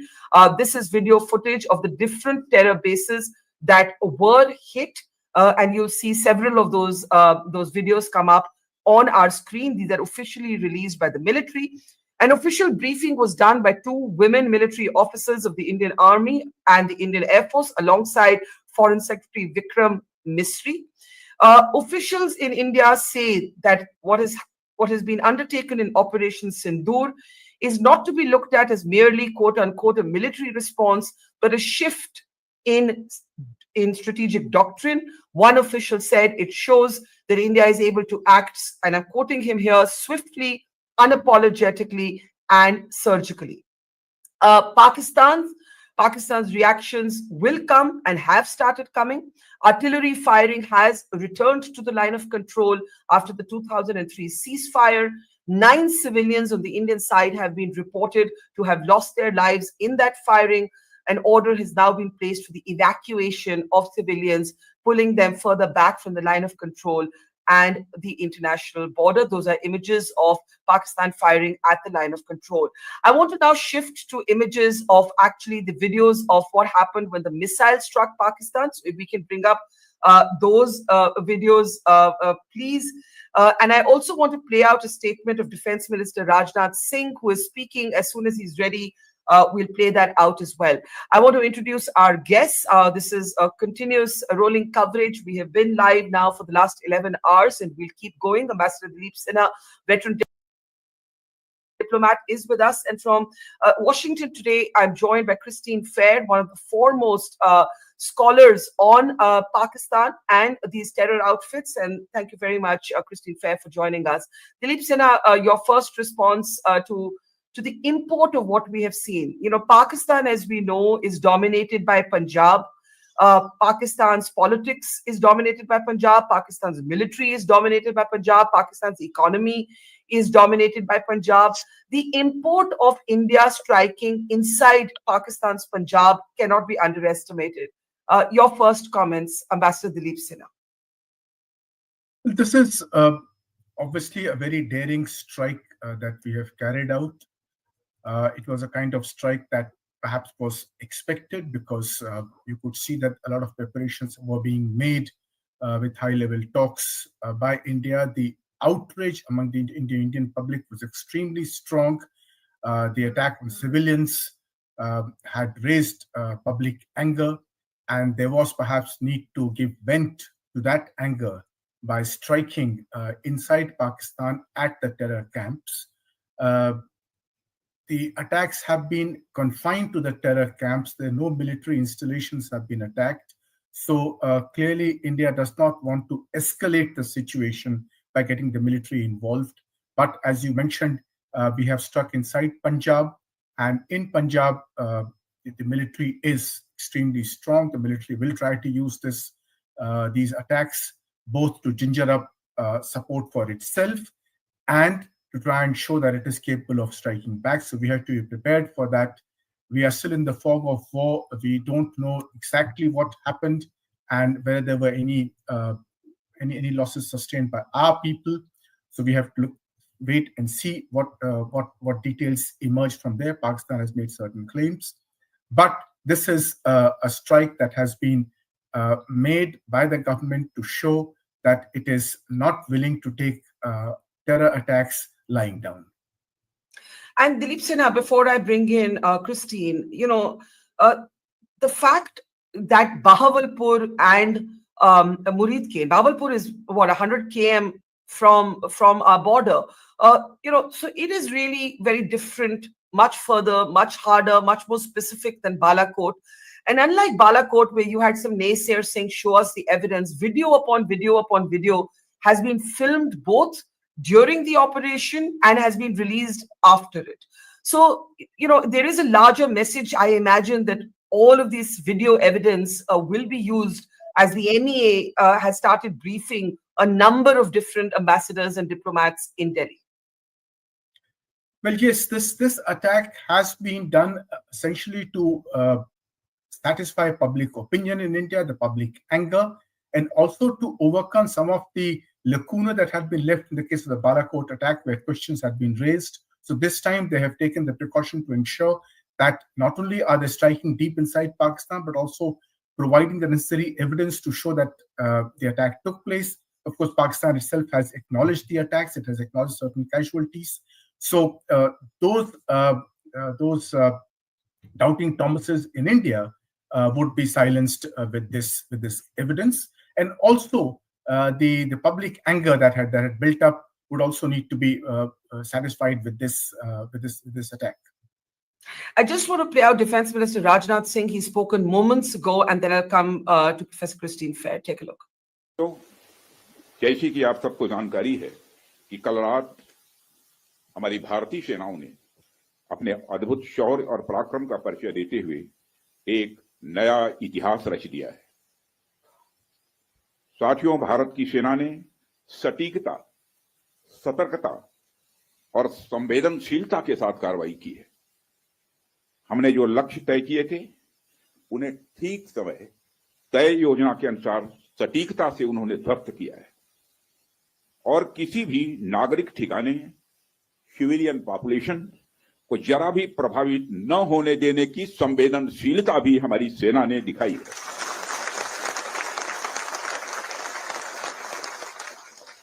यानी एक तरीके से देखा जाए तो हम कह सकते हैं एक तरीके की सटीकता, सतर्कता और मानवीयता यह हमारी भारत की सेना के जवानों ने दिखाई है,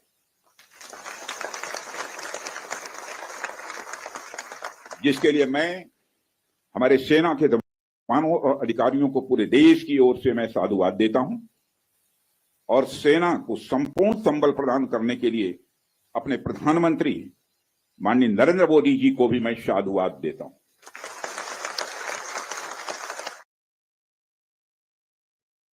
Defense Minister Rajnath Singh there saying that this has been a historic operation. Professor Christine Fair, what is the view from Washington? We had a rather banal statement by American President Donald Trump, who for some reason keeps reiterating that India and Pakistan have been fighting for thousands of years, and he said something pretty similar today. But I'm imagining what is said on camera is less important than what's actually going on behind the scenes. This administration is seen to be less soft on Pakistan than the Biden administration was. What is, in your estimation, the view from DC? 30 here. So I'm not sure. I know. Sorry about that. I'm not sure Sorry we have about a view coming in from DC. I mean, when you elect a clown, you should expect a circus. So I don't think we should be looking for leadership from the pronouncements of President Trump.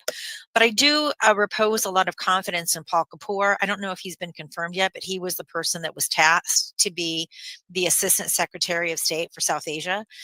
He and I have long discussed Pakistan, and we are pretty much of the same minds about what Pakistan does, why it does it, and with what resources.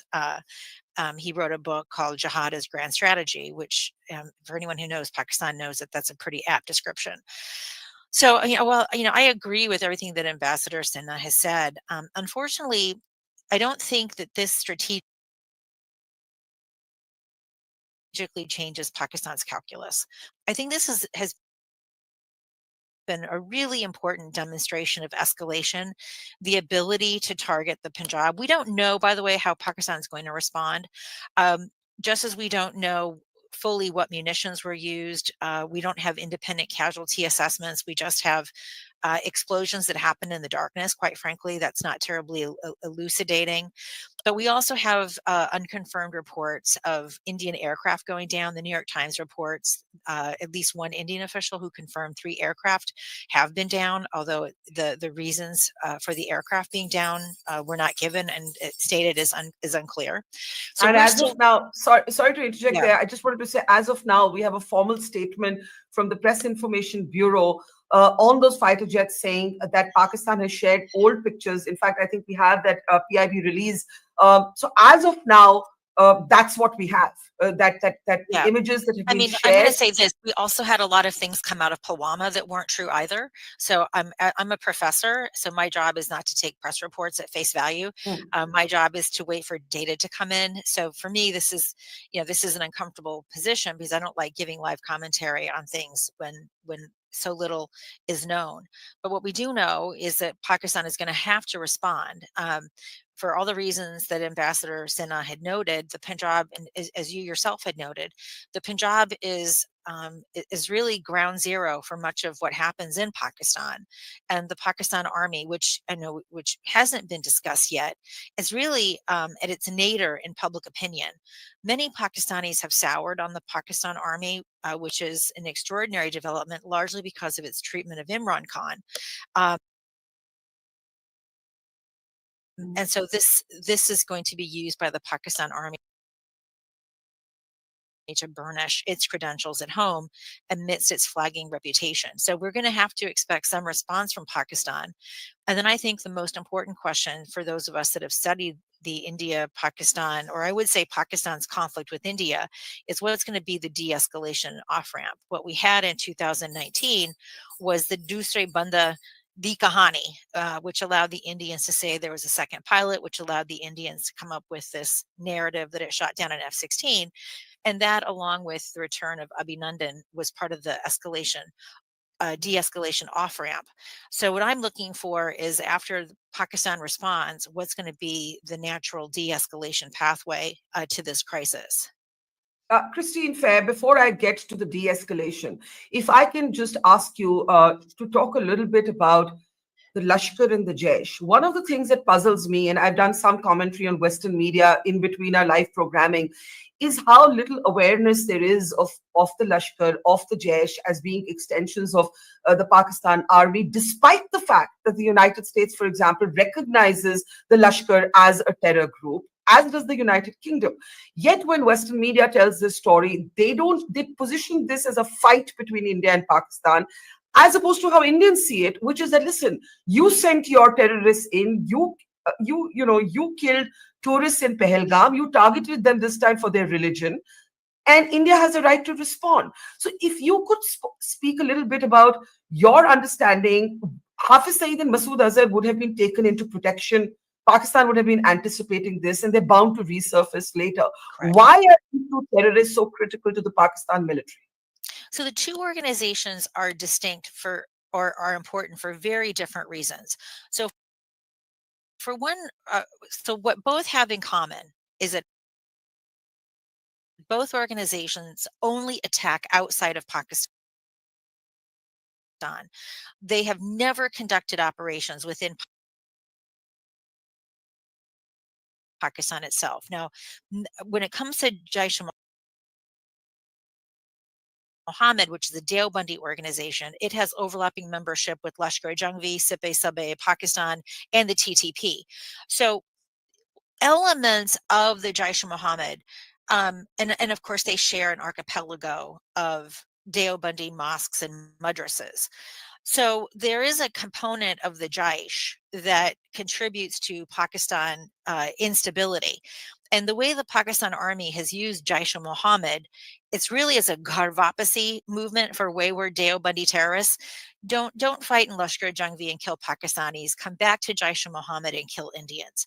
So Jaish is a very disciplined organization, and it also serves, as I said, as this Gharvapasi program for wayward Deobandi terrorists who are striking deep in in Pakistan. Lashkar-e-Taiba is a very different organization. Lashkar-e-Taiba has never really splintered. The splinters, if they've occurred, they've been very minimal over time. And Lashkar-e-Taiba really kills at the behest of the Pakistan army. Unlike Jaish-e-Mohammed, which has this very diffuse, it's like a network of networks with these other Deobandi organizations, the leadership chain of Lashkar-e-Taiba is very tight and is very vertically organized institution, and it exclusively kills at the behest of the Pakistan army. But just as Jaish-e-Mohammed has a domestic purpose, so does Lashkar-e-Taiba. Lashkar-e-Taiba is very much at odds with the Islamic State, very much at odds with the Deobandi institutions that engage in takfiri, and they institutionally and ideologically provide a bulwark against those organizations. So both organizations provide really important services to the Pakistani state in terms of domestic policy and domestic security, as well as external security, which is killing at the behest of the army in India and at different points in time also in Afghanistan. Thank you. I think that was a brilliant explanation of the Lashkar and the Jaish. I'm just going to read out the two comments that you made, the quotable quotes. The Jaish is a Gharvapsi of sorts for Deobandi terrorists, and the Lashkar really only kills at the behest of the Pakistan army. Both terror groups never kill within Pakistan. That's a critical point. Again, because public memory is so short, Ambassador Sinha, Masood Azhar was released during the hijacking of the IC-814 in exchange for the safety of the hijacked passengers on board that plane in 1999, shortly after the Kargil war. Asim Munir seems set on being a crazier version of Musharraf. And therefore, my question now becomes, India doesn't seek escalation. Pakistan needs some sort of face saver. And that brings us to Professor Fair's question. How do both countries pull back from the brink, or is this going to step up on the escalatory ladder before it comes down? Ambassador Sinha. No, I think Professor Fair is extremely accurate in her description of how these two organizations operate outside Pakistan and the kind of control structure that they have. The problem that I have faced, I see in our relations with Pakistan, is that when Pakistan does something wrong, for example, when Hafiz Saeed was released and there were other terror acts committed by Pakistan, then we let Pakistan off the hook, as did the Western countries. So instead of putting continuous pressure upon Pakistan to take action against these people, just because they had been released during the hijacking incident does not mean that they then could become normal citizens of Pakistan and live happily inside Pakistan. The international pressure had to continue, but not only did the Western countries release that pressure on Pakistan, we also did the same thing. We also started talking to Pakistan and then started having relations, composite dialogue. The result was that Pakistan thought that it could get away with these things. And that is the main problem that I see in our relationship with Pakistan, that we do not take into account the continuous use of terrorism as a weapon of state policy by Pakistan, both inside India, inside Afghanistan, in Iran, and the three major countries that are neighbors of Pakistan. And China also is scared of the terrorists supported by Pakistan. And yet the world lets Pakistan get off the hook. And the result of this is that then we get into incidents like Pahalgam, and then we have to retaliate militarily. Whereas if there was sustained pressure upon Pakistan politically and economically, then it would be possible to put some pressure upon the army and the civilian leadership of Pakistan to get rid of this terror machinery. But we don't do that. Pakistan was taken off the grey list and FATF. And everybody accepted that. Earlier, the fact that Hafiz Saeed is roaming freely after having been released after a hijacking meant that Pakistan should have been kept under economic sanctions by the Security Council, but nothing like that happened. We did not even move for it. So this sustained pressure upon Pakistan is extremely important. Yeah, I just want to read out the statement from the UK Foreign Secretary talking about global response. David Lammy has said that the current tensions between India and Pakistan are a serious concern. The UK government is urging India and Pakistan to show restraint and engage in direct dialogue. I have made it clear to my counterparts in India and Pakistan that if this escalates further, nobody wins. The UK was clear in its condemnation of the terrorist attack in Pahalgam last month. Now, Professor Christine Fair, this brings us to, I think, Dilip Sinha's question. The world allows Pakistan to get off. India, too, has done sort of 2 steps forward, 1 step back, can't seem to make up its mind on whether, I think that's what Ambassador Sinha is saying, at least in the past, that used to happen. And even the Modi government initially started by sort of some kind of outreach, and then it changed, right? It changed post Uri.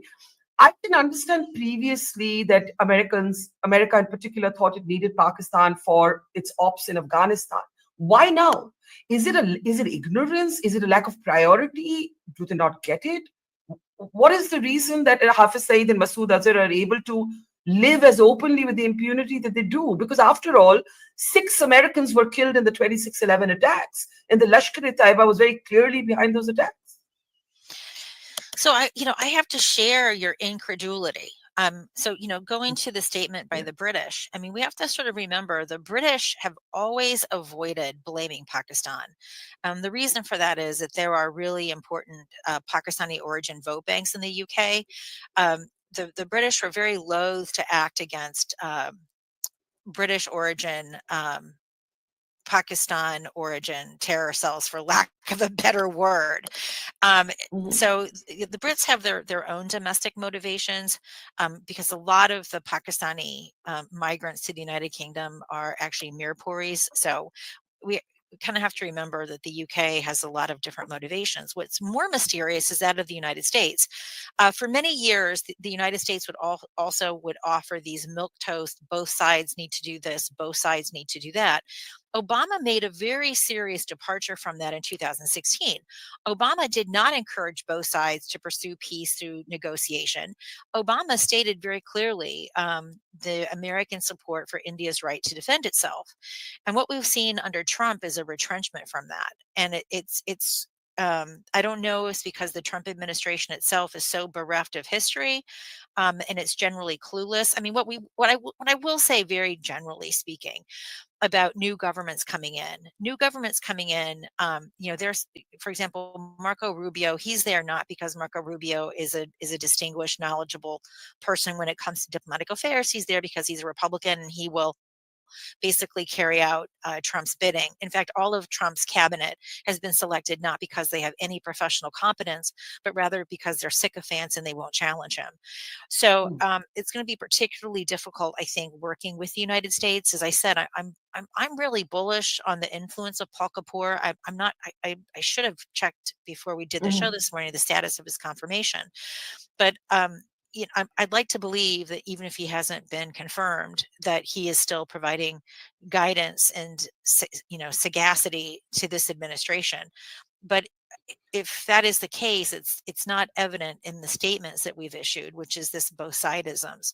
But to your larger question, I think I'm going to state what's really obvious. Pakistan gets away with what it gets away with because of its nuclear arsenal. Pakistan has one of the fastest growing nuclear arsenals in the world. It's why it gets away with terror strikes in India. It knows that while there will be these episodic conflict slides, that their escalation to a full-fledged war is very unlikely because of nuclear weapons. And Pakistan terrorizes the international community into believing that if, for example, Pakistan were to have been put on the blacklist for FATF, as it so rightly deserved, it wouldn't have access to IMF funding, and then it would economically become insolvent, and that would usher forth or precipitate greater insecurity challenges. And this gins up, I think they're far-fetched, but this gins up breakage of the states, breakup of the Pakistan army. It raises security of Pakistan's nuclear weapons. And these are very, very low probability events, so improbable that I don't think that we should even be imagining them. But the Pakistan uses the fear around these low probability events to blackmail the international world. So the international community. So Pakistan is essentially a nuclear blackmailer. I think that's very incisive. Ambassador Sinha, since Uri, till this moment, the attempt by India has been to call out this nuclear bluff and to show that there is space for India's military to respond below the nuclear threshold. But what Professor Fair is absolutely bang on about is that every time India seeks to do this, there will be these kind of set piece responses, like we've heard the UK Foreign Secretary say, oh, please, let's not escalate. Oh, please, India and Pakistan should talk. This is not a fight. That equivalence is hugely problematic. How concerned should we be about these kind of statements that are coming from the UK, that have come from Donald Trump? Well, this is not new, and this is one of the reasons why I had hoped that we would not do these kinds of strikes, for the simple reason that this is how the script would play out. We would strike, and then all these countries would come in and say, no, please stop, de-escalate the situation, start talking, and then we would de-escalate and start talking. And then we would go down to some kind of a normalcy. What you said is 2 steps forward, 1 step back. I had felt that we should have used this opportunity to have a sustained pressure upon Pakistan. Pakistan constantly talks about how India is trying to break up Pakistan. That has never been India's policy. But I think now India should actually start promoting that policy of actually supporting the Baloch and the Afghans. The Durand Line is not a sacrosanct line that was drawn up by the British for the border between India and Afghanistan at that time. Now, it seems that Pakistan is not capable of living in peace either with India or with the rest of the world. So in that situation, we actually must start a sustained policy of actually questioning Pakistan's integrity. Pakistan is constantly talking about Kashmir. Now, there was Kalat, which joined Pakistan much later than Kashmir. Its annexation, its accession was as questionable, in fact, much more questionable than Kashmir's accession to India. But we have never questioned that. The Durand Line, we have never questioned that, and Afghanistan questions it. Now, why can't we start supporting these countries? Because we have to understand that there has to be a sustained pressure upon Pakistan that if it continues with terrorism, then it will not be just a few strikes on Multi-pronged and Bahawalpur. It will be a sustained effort by India to break up that country. That is the only way to stop this terror operation coming. Now, and you're saying that should be India's stated public position that we. Yes, Sorry, sir. I say that this should be India's stated policy, because the fear that the West keeps raking up that the nuclear weapons will fall in the wrong hands, they are already in the wrong hands. It is not as if the terror groups that, as Professor Baer mentioned, they are any different from the ISI which controls the country.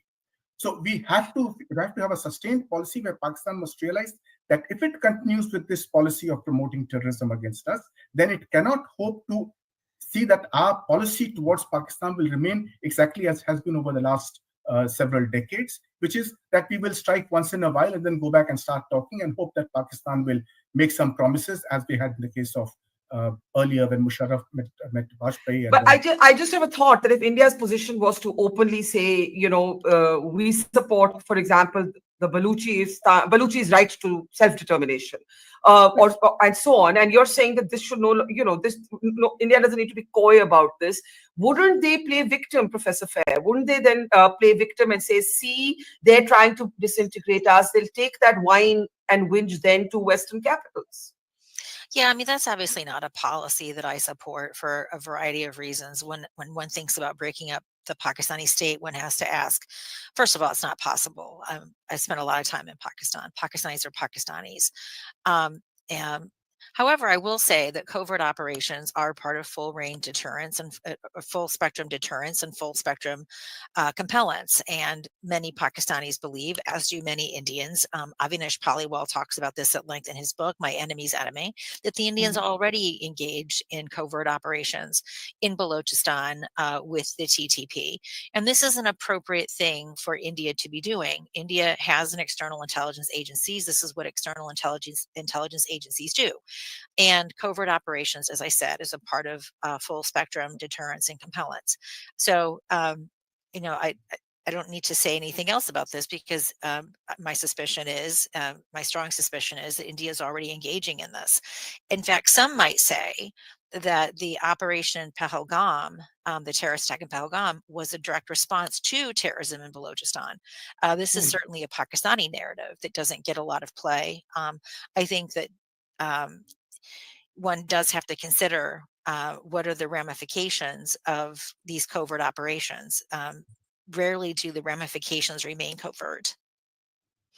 Right. I want to play out also bits of that official briefing. 2 women military officers, one of the Indian Army, one of the Indian Air Force, were tasked with the job of explaining what happened in Operation Sindoor, and this is what they had to say. This is, I think, specifically about the attack on the Lashkar headquarters in Buridke. Take a look. Buridke. यह IB से 18 से 25 kilometre दूरी पर है। 2008 के मुंबई हमले के आतंकी भी यहीं से प्रशिक्षित हुए थे।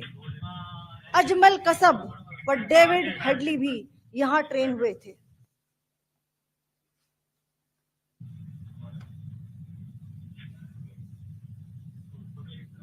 आगे दूसरा आया।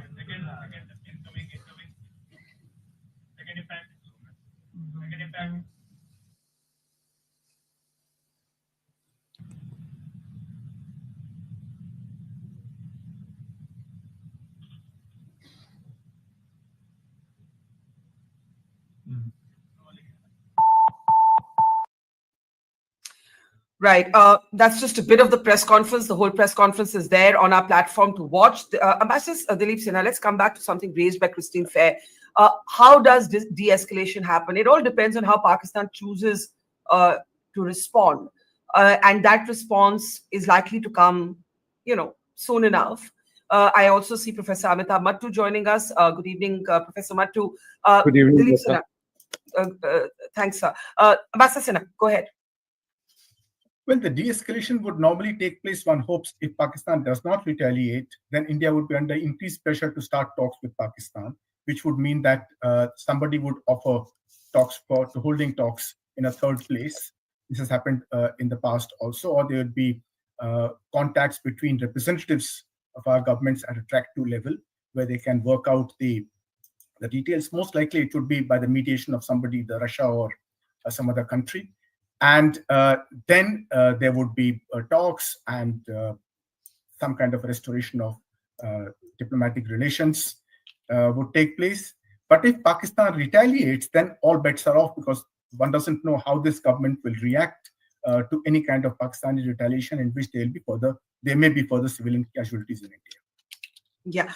Professor Masood, let's bring you in. Professor Christine Fair, Ambassador Dilip Sinha were just talking about the import of this moment, Pakistan's nuclear blackmail, and Christine was telling us about, reminding us that the Lashkar and the Jaish never do attack within Pakistan, and they are, of course, cultivated assets of the Pakistan army. Now, your first comment on the import of what we've seen and where you think we might go from here. Let me say that it's a great privilege to be on your program along with Professor Christine Fair and Ambassador Sinha, both whom I respect very much, especially Professor Fair, because she brings not only her great ethnographic knowledge of India, but also knows the beltway in Washington very well. Having said that, I think what has happened today has been unprecedented for two or three things. First of all, I think India did not cross over into airspace, the Pakistani airspace, and used cruise missiles with hammer bombs to target specific sites which are not military installations in a kind of orthodox sense, but installations of the LET and the Jaish, and in Bahawalpur and Muridke and elsewhere.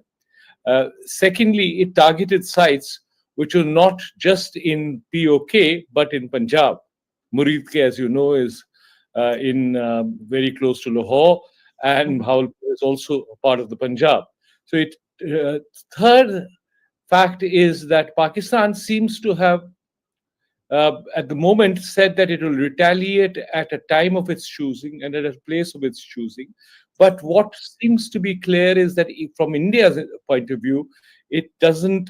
These attacks were planned with the idea that they're calibrated enough for not it to be escalated to either the conventional level or indeed horrifyingly at the nuclear level, but to establish deterrence at the asymmetric level, without the veneer of deniability which Pakistan intends to do, that you can subconventionally target terrorist outfits which have a deep connection with the Pakistani state, but make that fine distinction between the Pakistani state and these terrorist outfits.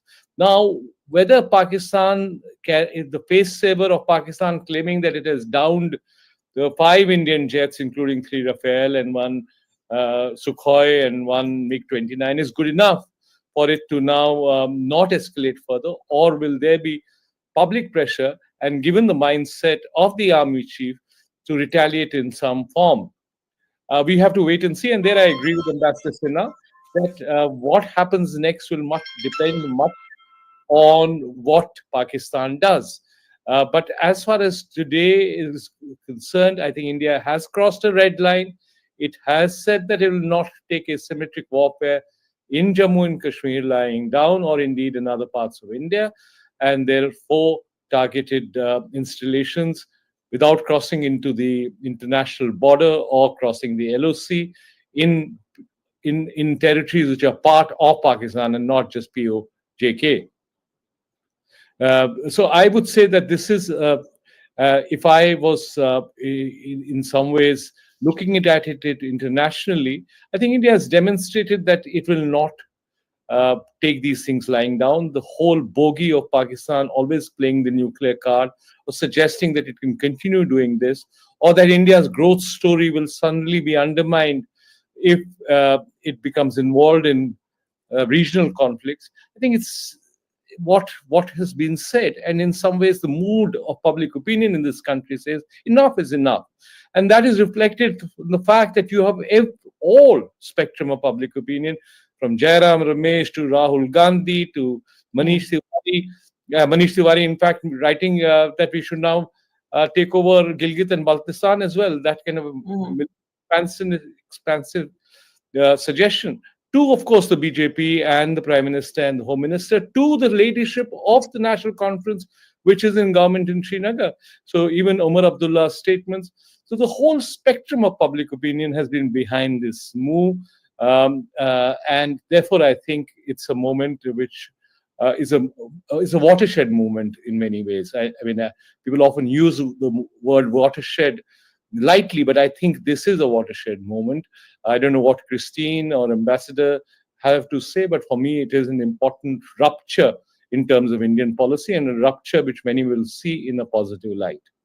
Yeah, I think there's no ambiguity about how Indians feel about it, but I think we were having a more granular discussion on how geopolitics is going to unfold and what sort of the de-escalation ladder is going to be. But we're getting ahead of ourselves, because first we have to see how Pakistan will in fact respond to this, and how world opinion might work behind the scenes to contain a response from Pakistan. Since you did mention Omar Abdullah, let me just play out Jammu and Kashmir Chief Minister's comments. He made a very strong statement. He said Pakistan started this. If Pakistan wants de-escalation, Pakistan has to put down its guns first. Take a look. Clashes दोनों तरफ से नहीं हुई. शुरुआत पहलगाम में हुआ, जहां हमारे 26 बेगुनाह लोग जिस तरह उनको मारा गया वो हम अभी भूले नहीं. उसी वक्त मरकजी हुकूमत ने कहा था कि इसका हम जवाब दे देंगे और अपने तरीके से दे देंगे.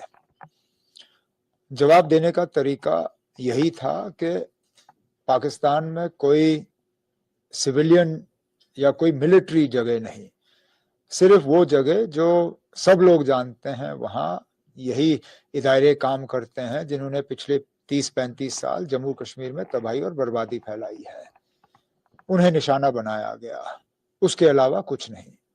लेकिन उसके बाद लगातार कुछ इलाकों में जो पार के तरफ से बमबारी की गई, उसमें तो सीधा सीधा हमारे सिविलियन जो हैं वो टारगेट हुए.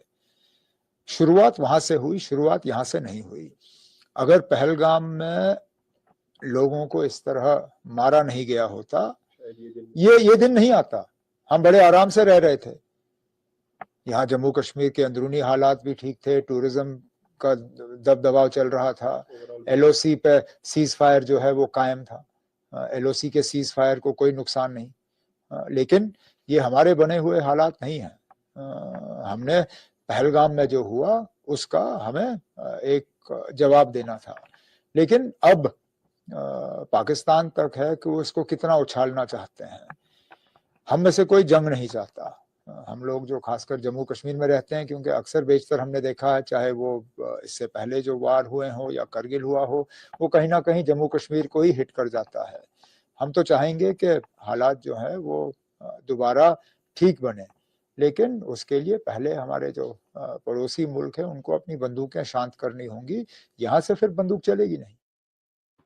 We don't want a war, but Pakistan started this. Pakistan has to put down its guns if they're going to even talk about India de-escalating.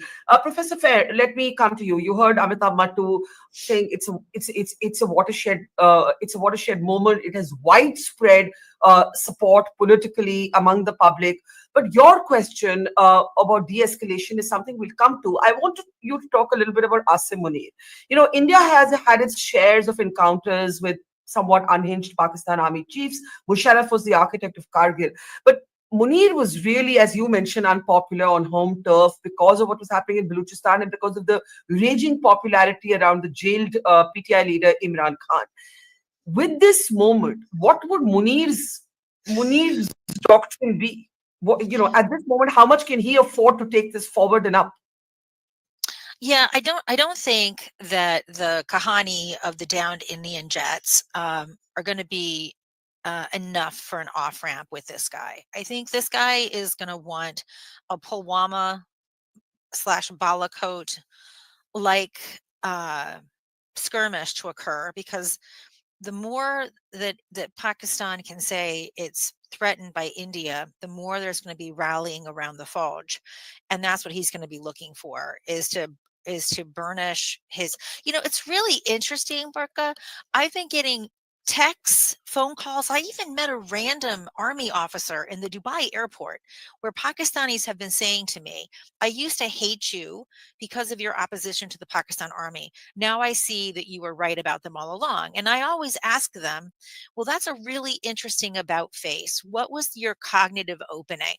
And to a person, the cognitive opening has been the way in which the army has treated Imran Khan, right? He was originally the Fauja's Banda. And when that relationship ruptured and he turned against the Pakistan army miscalculated, thinking that the people would ultimately rally around the Fauj. And what's really happened is just the opposite, is that it has just caused a deepening of the popularity of Imran Khan himself. So I think Munir is actually going to benefit from a more extended skirmish like we saw following Pulwama. I don't think he's going to be looking for an immediate off-ramp. There's been some suggestion, briefly, Christine, before I come to Ambassador Sinha and Professor Mattu. Imran's supporters have been looking at this moment for the release of Imran Khan. That could add chaos to the mix. I don't know. I don't think Munir would do it, but that's been also spoken about in Pakistan. You think it'll happen or no chance? No chance. Yeah, that would be my guess too. Professor Mattu and then Ambassador Sinha. Christine was talking earlier about how the Jaish is a ghar wapsi for Deobandi terrorists and the Lashkar only acts at the behest of the Pakistan army. We have every reason to believe that the Pakistan army would have taken Hafiz Saeed and Masood Azhar into protection, and they are likely to surface, at a given point of time. Typically, Pakistan may have tried a terror attack to demonstrate that the deterrence, to challenge India's deterrence. Right now, they can't do that because they can't own the terror attack because the world is watching. What then are Pakistan's options if you consider what Christine Fair is saying, that listen, Munir, this is Munir's salvation moment. Munir is looking at this and saying, hey, country, come together, stand behind me. I'm going to take on India. So he is a kind of Musharraf redux or Musharraf into N, if you will. Professor Mattu? Yes. Yeah. Can you hear me? Yes, sir. Yes. I said that if you believe that Munir actually doesn't want to hide behind this veneer of deniability, it was a veneer, it was a superficial way of hiding behind terrorist attacks, then the other responses potentially are subconventional use of military force, including escalating tensions across the LOC. More firing that's happening already. You see, even in J&K and across Punch, there's been firing. So that he could heat up the LOC, as it were, or try a reciprocal attack on military installations. Already, if you notice that in parts of the social media, there were reports from unverified sources, and certainly not verified by India, that a brigade headquarters had been attacked in India, and it had suffered great damage. So those kind of attacks on military installations from within Pakistani airspace, or potentially if we were to escalate it, there would be Pakistani jets flying and actually intruding into Indian airspace. Now, obviously, if there are escalation ladder is like a ladder. It's a step. India's response has been to say that you cannot carry out these terrorist attacks because we know that you are behind them. So we will not carry out deniable attacks. We'll carry out attacks in full knowledge and with full transparency of directed at these terrorist outfits. Now, it depends whether he wants to now keep it at that lower level or ratchet it up. The personality of Munir, frankly, is frightening. Most Pakistani generals have a certain professional core to their being. Even Musharraf, his commando-like first phase when he did Kargil, had a certain rationality. Munir, I don't understand. Perhaps Christine or Ambassador Sinha know him better. But his speech, which I heard, was frightening. Frightening because it reflected a kind of Manichaean view of the world. It's a kind of view which breeds irrationality. It's a it's a kind of a jihadi mindset where you believe that all the fruits of your labor here will be given to you in heaven. That's the kind of Fidain mentality which is bred and indoctrinated into the Fidain. Now, if he is an irrational character, then we have to hope that there are saner forces within the Pakistani army, which may recognize, like the Bajwas of the past, recognize that here is a that's an interesting, irrational general bordering on being a lunatic.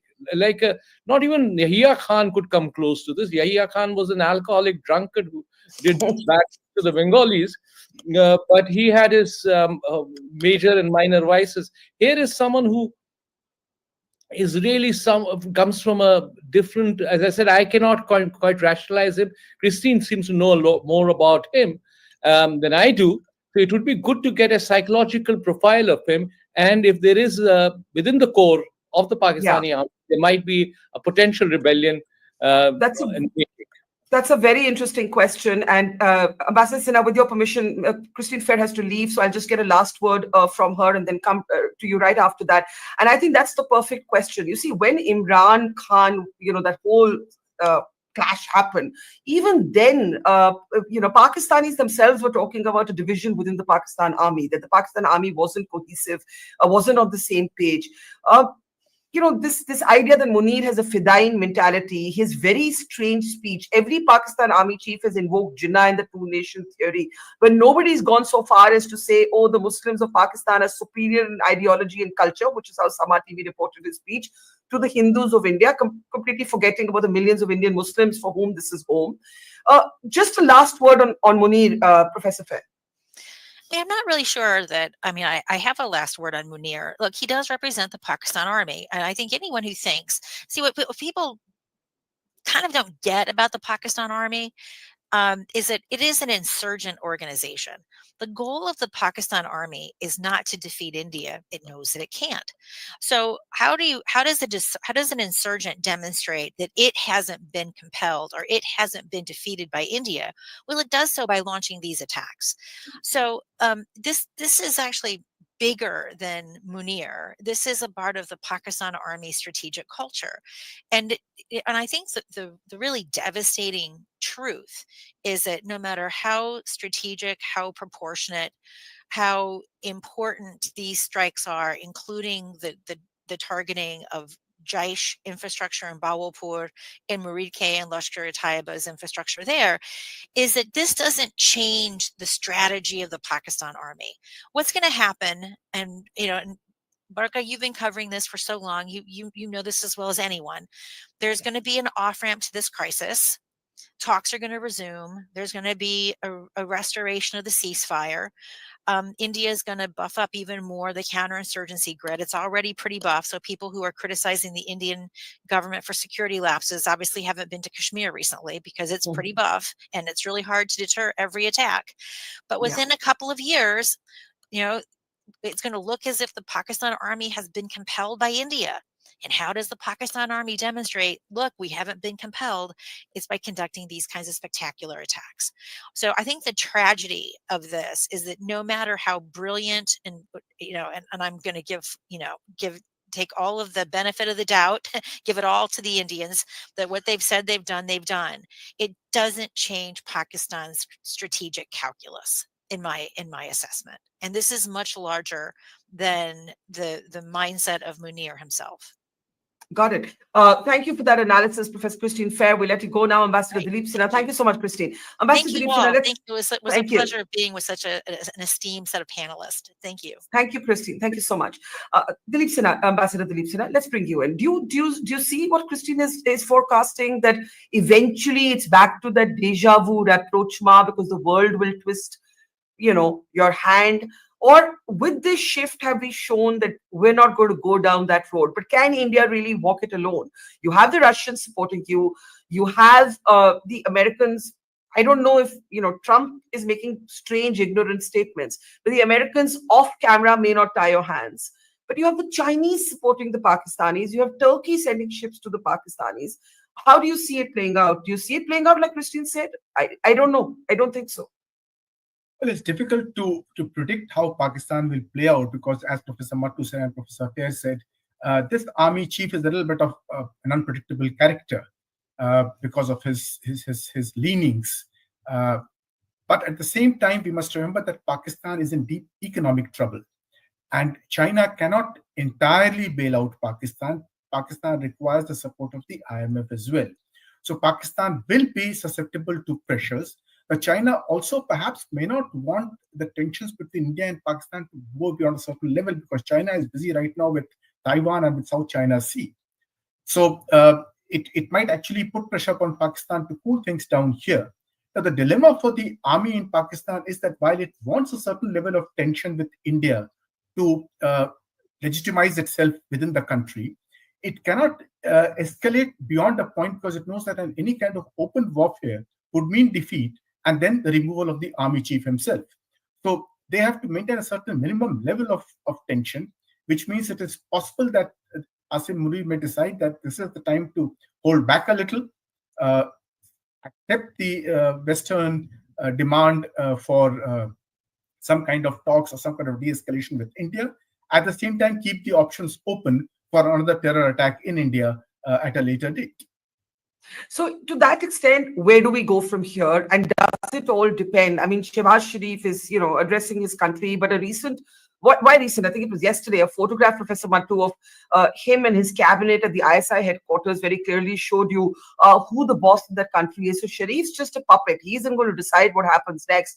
Nawaz Sharif has discovered this the hard way. By every time he tried to craft some sort of policy with India, he would just get booted out or arrested or sent into exile or so on. So let me bring you in on where you think it might go from here.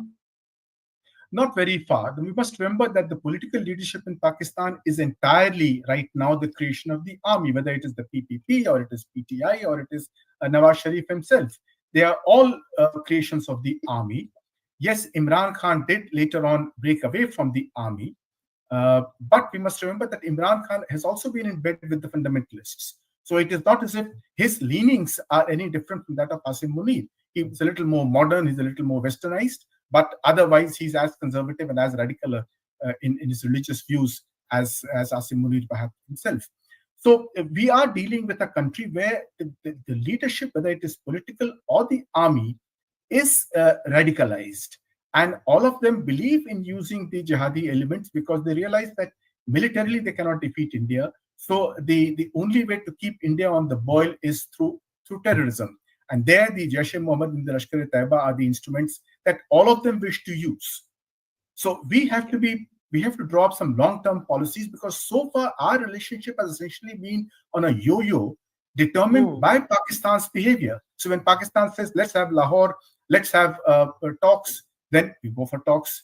Then Pakistan says, let's have trade, so we go for trade. And then Pakistan makes an attack on India, and a terrorist attack, then again relations go back. So the Pakistani forces realize that they cannot have improvement in relations with India beyond a certain point, because when that happens, their legitimacy or their authority, in the right for them to keep ruling Pakistan, that becomes questionable. So they would like to have a certain level of tension with India, at the same time not having an improvement in relations the kind that we would like to see a regular relationship between two countries and two neighbors. Yeah. So, Professor Mattu, I think this point about the yo-yo is very important. But before we get into what an off-ramp may look like, we have to wait and see what Pakistan does. But one of the things, this past week, we have been in the Kashmir Valley, from the Wooler Lake to the line of control. And one of the things that we need to talk about is the response of the Kashmiri people. Black flags at Lal Chowk, the local Kashmiri heroes, the Poniwala Adil Hussain who wrestled with the terrorists, Sajjad the shawl seller who left his house, the safety of his house, to go and carry an injured boy on his back, candlelight vigils, protest marches, from the line of control to the plains. You had the Kashmiris rise up like never before. What about that as a potent counter to Pakistan that has claimed to speak on behalf of the Kashmiri people? That is under challenge. I mean, we shouldn't underestimate the significance of that, Professor Mattu. Could we unmute Professor Mattu, please? Yeah. What I'll do, Barkha, is first address the question you asked me, and then actually play out what I think might be four scenarios. if I may. The Please. first, I think the greatest positive, if there is a positive in all this, is the overwhelming sentiment against violence. The collective conscience of the people of Kashmir was deeply traumatized and disturbed by what had happened in Pahalgam. It was unprecedented. So many tourists being killed. I don't remember when in the Lidar Valley, other than the kidnapping of those and killing of the foreign tourists by the Al Faran in Aru, that this had happened before of the same scale. So to a man, woman and child, Kashmir responded with an overwhelming sense of anger, even shame, across the political divide, from the Mirwais in his Friday prayer asking for a minute's silence in the Jama Masjid, to Sajjad Lone, Umar Abdullah, Mehbooba Mufti. It wasn't a single political organization or civil society outfit which did not come out. Now, I think it's important not to put Kashmiris on the hot spot all the time, which is what is happening because of the all-pervasive, intrusive media, that you want to look for a contrarian Kashmiri often, or a Kashmiri who's under so much pressure to take a stand that if he doesn't take a stand, you hold it in some ways against him. So I think it's important to nurture this sentiment, because after all, the greatest force multiplier, the greatest source of durable peace will be Kashmiris at peace with themselves and at peace with a prosperous, stable India, which will and totally integrated with that idea of India. So and I think it's good that the Prime Minister, the Home Minister have recognized that sentiment, and I hope that can be nurtured. And I hope in some ways that can be nurtured to a point where counterintuitively, statehood is granted to Kashmir. I can't think of a better moment in some ways to demonstrate the willingness of the Republic of India to move in that direction. Because look, after all, incidents like this will happen when you have Kashmir as a union territory, when law and order is a function of the Lieutenant Governor, but really of the Union Home Ministry. So you can have security failures, you can have intelligence failures, and as long as you have the larger sense of political machinery in your hands, there's no harm in giving Jammu and Kashmir statehood. So I think that is, Barkha, as you know, that you've never seen such a sentiment. I haven't seen such a sentiment. Yeah. And what needs to be done is to protect Kashmiris outside from becoming targeted by really, frankly, extremist marginal elements who do not represent the collective conscience of India or the voice of India, or indeed individuals who actually talk about the importance of Hindu-Muslim fellowship, including, for instance, the wife of the late naval officer being hounded in some ways, which is very, very tragic and really extremely sad. I felt extremely not just sorrowful, but almost ashamed for what had happened in the social media as far as she was concerned. But absolutely. Look at the scenarios.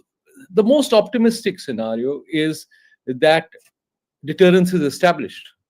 Pakistan, the claim of Pakistan downing 5 Indian jets is enough to satisfy domestic public opinion, and Pakistan doesn't ratchet it up.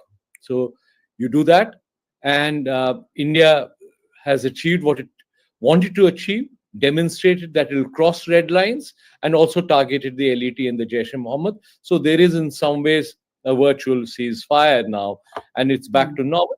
Then India has to play for time, because ultimately, given the social and economic and political balkanization that's happening in Pakistan, India, if it continues with its growth story, Pakistan will be too marginal to its interests in the next 10, 15 years. That's the optimistic scenario. You may not be friends, you may not be great cordial partners.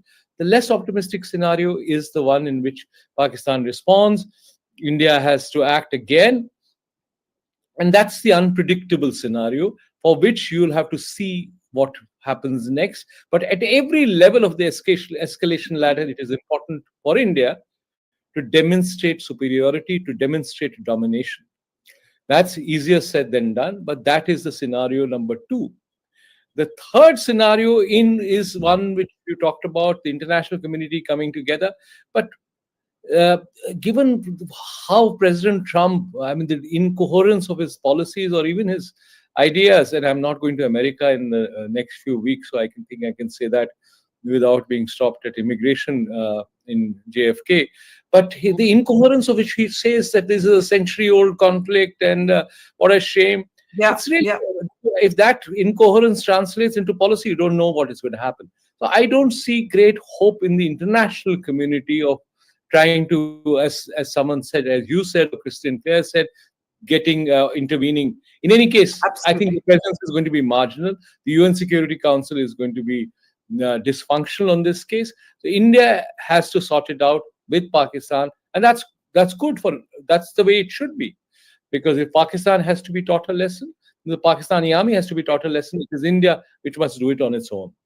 Let me actually welcome our new guests, Ambassador Yash Sinha and Padma Rao, back with us. I know both Professor Mattu, I think Professor Mattu, you might be able to stay maybe another 5-10 minutes, but let me get a last word in from Ambassador Dilip Sinha before I come to Yash Sinha and Padma Rao. Go ahead, Dilip Sinha, with your last thoughts. Yeah, thank you, Barkha. Thank you for having me at this very, very sober discussion on this extremely difficult issue. I entirely agree with Professor Mattu that the most important gain from the recent developments in Kashmir has been, and the response that the people of Kashmir have given and the leadership of Kashmir across the board has given to the attacks in Pahalgam is extremely valuable, and that must be preserved. And I think one of the things that we should start doing now is to start moving towards giving full statehood to J&K. That is the development that we need to move towards within the country, and also to ensure that there is no action of the kind that social reaction of the kind that we have had of Kashmiris being targeted in the rest of the country. On that, again, the government must come down very strongly. As far as Pakistan is concerned, we have to keep our army alert so that in case Pakistan retaliates, the damage to our civilians is minimized and that we are able to defend ourselves, because we really cannot predict whether Pakistan will retaliate or not. But if it does, if the damage is kept to the minimum, then we'll be able to move on and move on towards normalization much faster than if there were to be large-scale damage within the country in case Pakistan retaliates. I think this is all that I can say at the moment. Thanks. Thank you, Ambassador Dilip Sinha. Ambassador, if I may, you go as well. Yeah, thank you so much, and I hope you'll invite me again, and I'll come back. Of course, thank you, gentlemen. It's been a pleasure, Professor Amit Amatu, Ambassador Dilip Sinha. Let me get the conversation going now with Padma Rao and Ambassador Yash Sinha. Ambassador Yash Sinha, I'll start with you. You know, we had Christine Fair, Professor Christine Fair, on this segment, and she's, of course, as you will know, spent a lifetime looking at Pakistan, and she made a couple of interesting comments. She first explained that the Lashkar and the Jaish, people don't realize this, the world doesn't realize this. They only conduct terror strikes outside of Pakistan, never within Pakistan. She described the Jaish-e-Mohammed to be a ghar wapsi, these are her words, for Deobandi terrorists, and the Lashkar to be an outfit that only works at the behest of the Pakistan army. Yet she argued that the Pakistan army is an insurgent outfit. So it's not going to change even after this.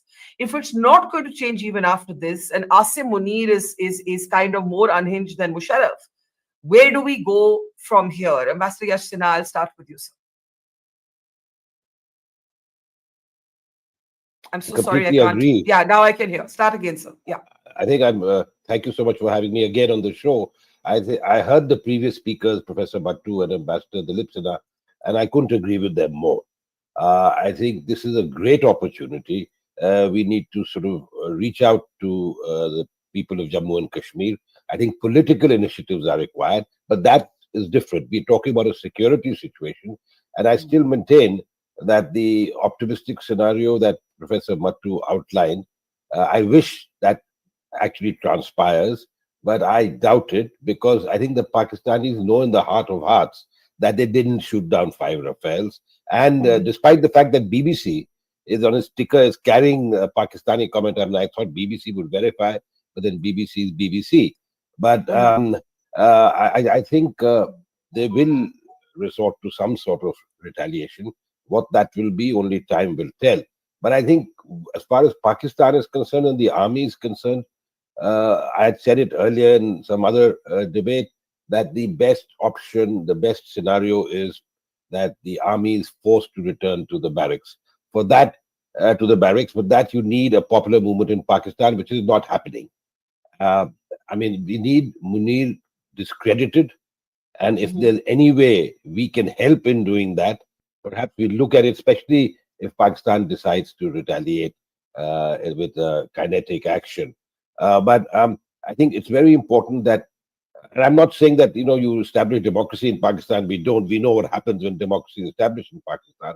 It's a sham democracy. But if there is any way, and even if Imran Khan comes out of jail and becomes the prime minister again, I think policies towards India will change marginally because I think we know his attitude. So I think for us, it is imperative to look at how we can tackle Pakistan, manage Pakistan in the foreseeable future. I'm one of those people who you could call me slightly a cynic, but I think we probably should help Pakistan along the way to its own doom. But how do we do that? By supporting the Baluchis, by supporting other insurgent movements, or by what?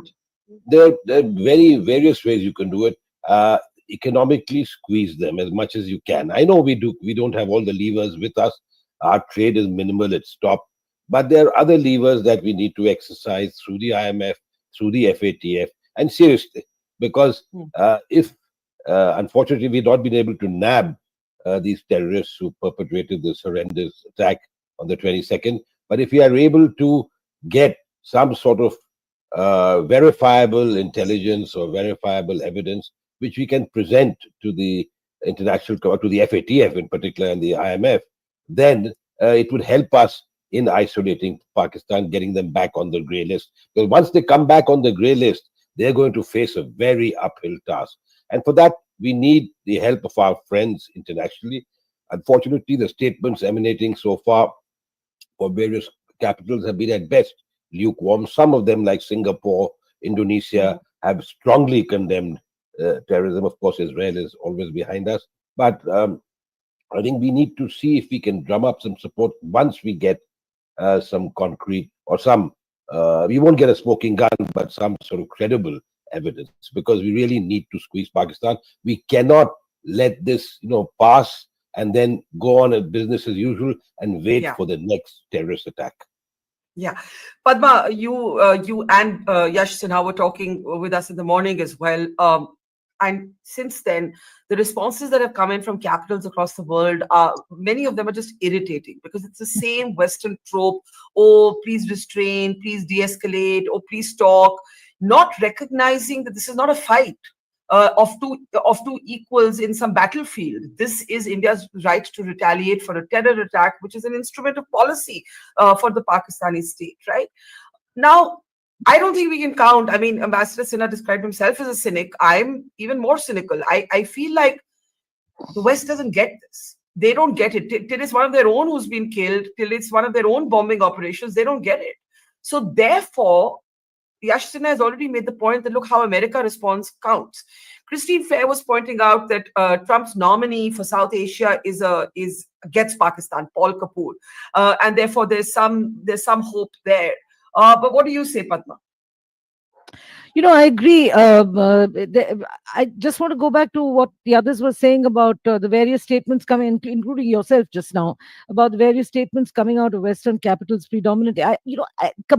Comparatively, I don't find President Trump's reaction that bad, actually. It was more non-committal than anything else. I think it's a lot better than what the UN Secretary General said, urging maximum restraint on both sides.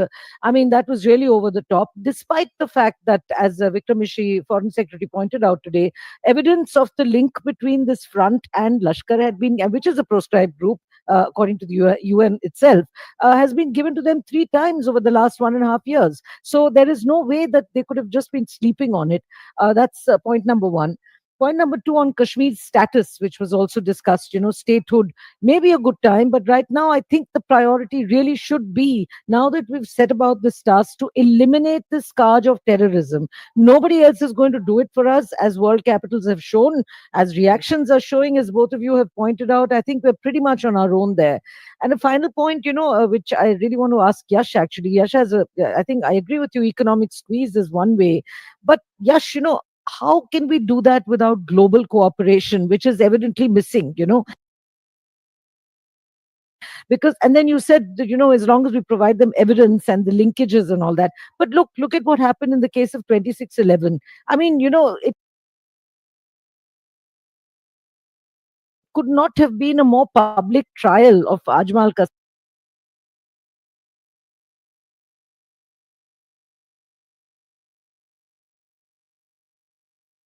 Saab. It could not have been greater evidence that we provided all Western capitals. Did anything change in attitude? No, nothing changed. And just to close that subject, I'll give you a small anecdote, Barkha, of what happened to me today. As you can imagine, being with the European media for so long, I have been receiving phone calls from various papers, dailies, print media. Let's stick to the print media, asking for stories, reports on what happened on Operation Sindoor, and it is routine journalistic norm, and I know that print media, when you write for the print media, you get what is known as a playback, which is a copy of your article after it's edited and chopped and everything and laid out, so that you as the author can take a final look and make sure everything's okay. Now, this was refused to me today.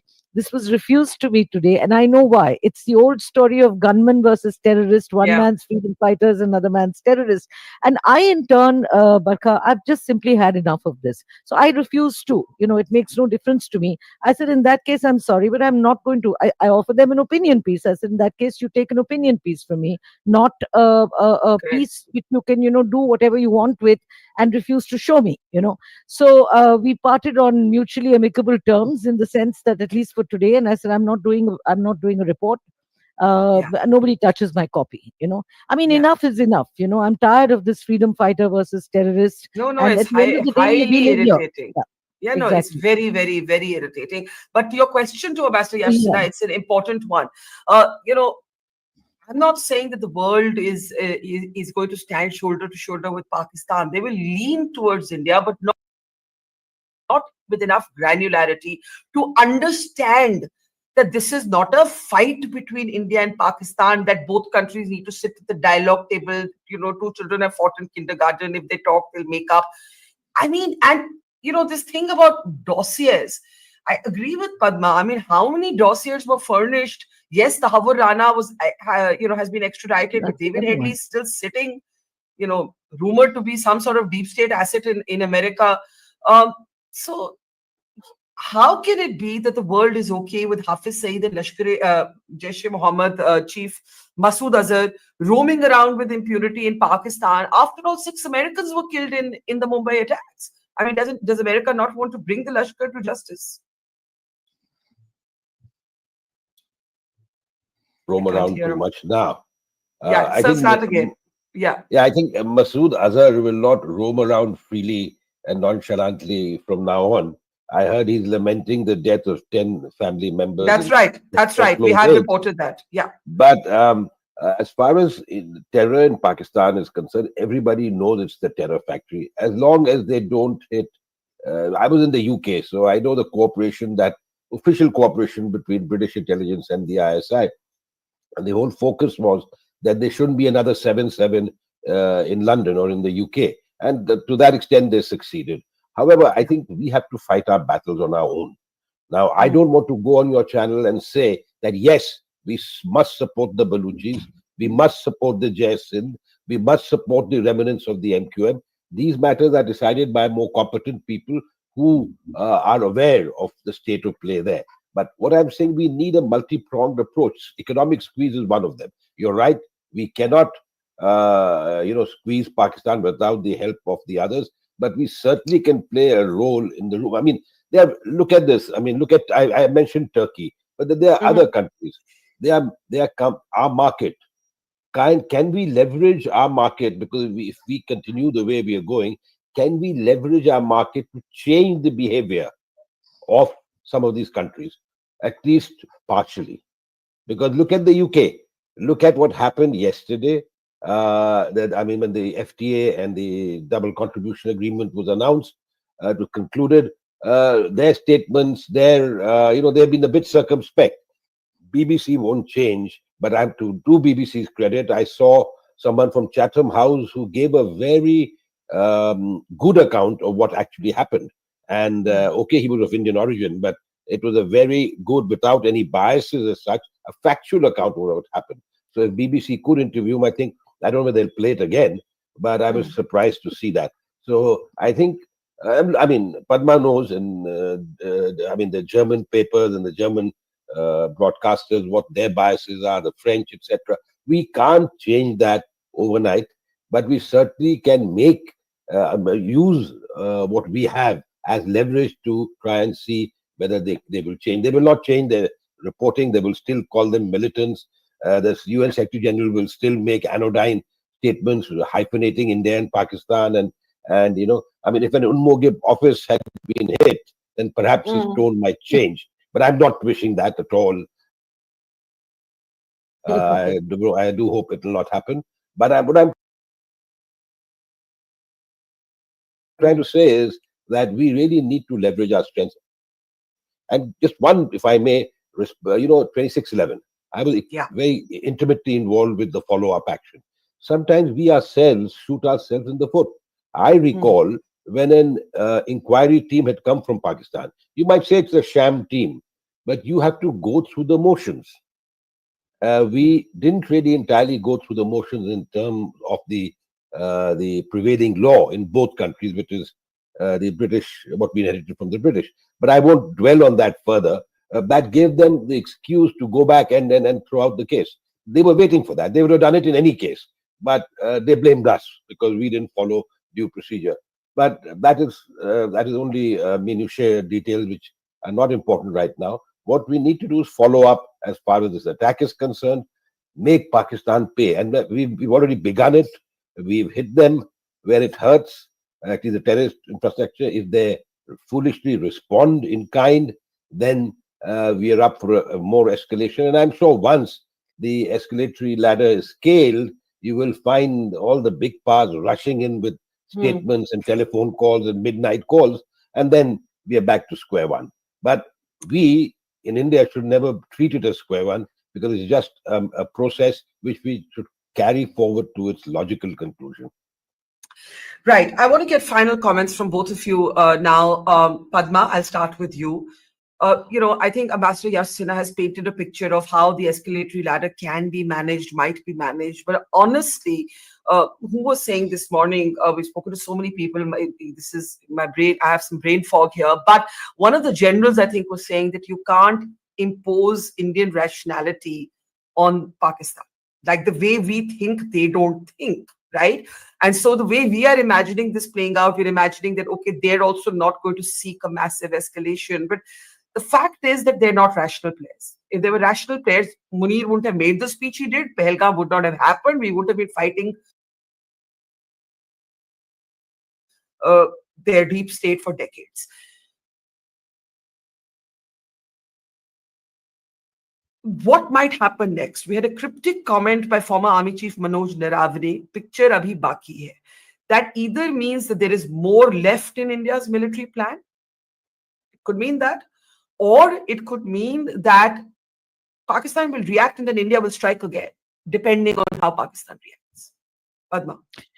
I think I said this in the morning as well, in fact, to Yash, who's here again, that I think the way they will react, I mean, Yash was also pointing out that there will be a reaction. We don't know what kind of reaction. I think that they will react in the way they know best, through another terror attack. And that can happen anywhere. It doesn't have to be within India. It can be outside India. It can be, I mean, we've seen plenty of But they can't own a terror before. attack at this moment. Padma, sorry, I'm interrupting you, but they can't own a terror. They have to do something No, they can won't own it for their own people.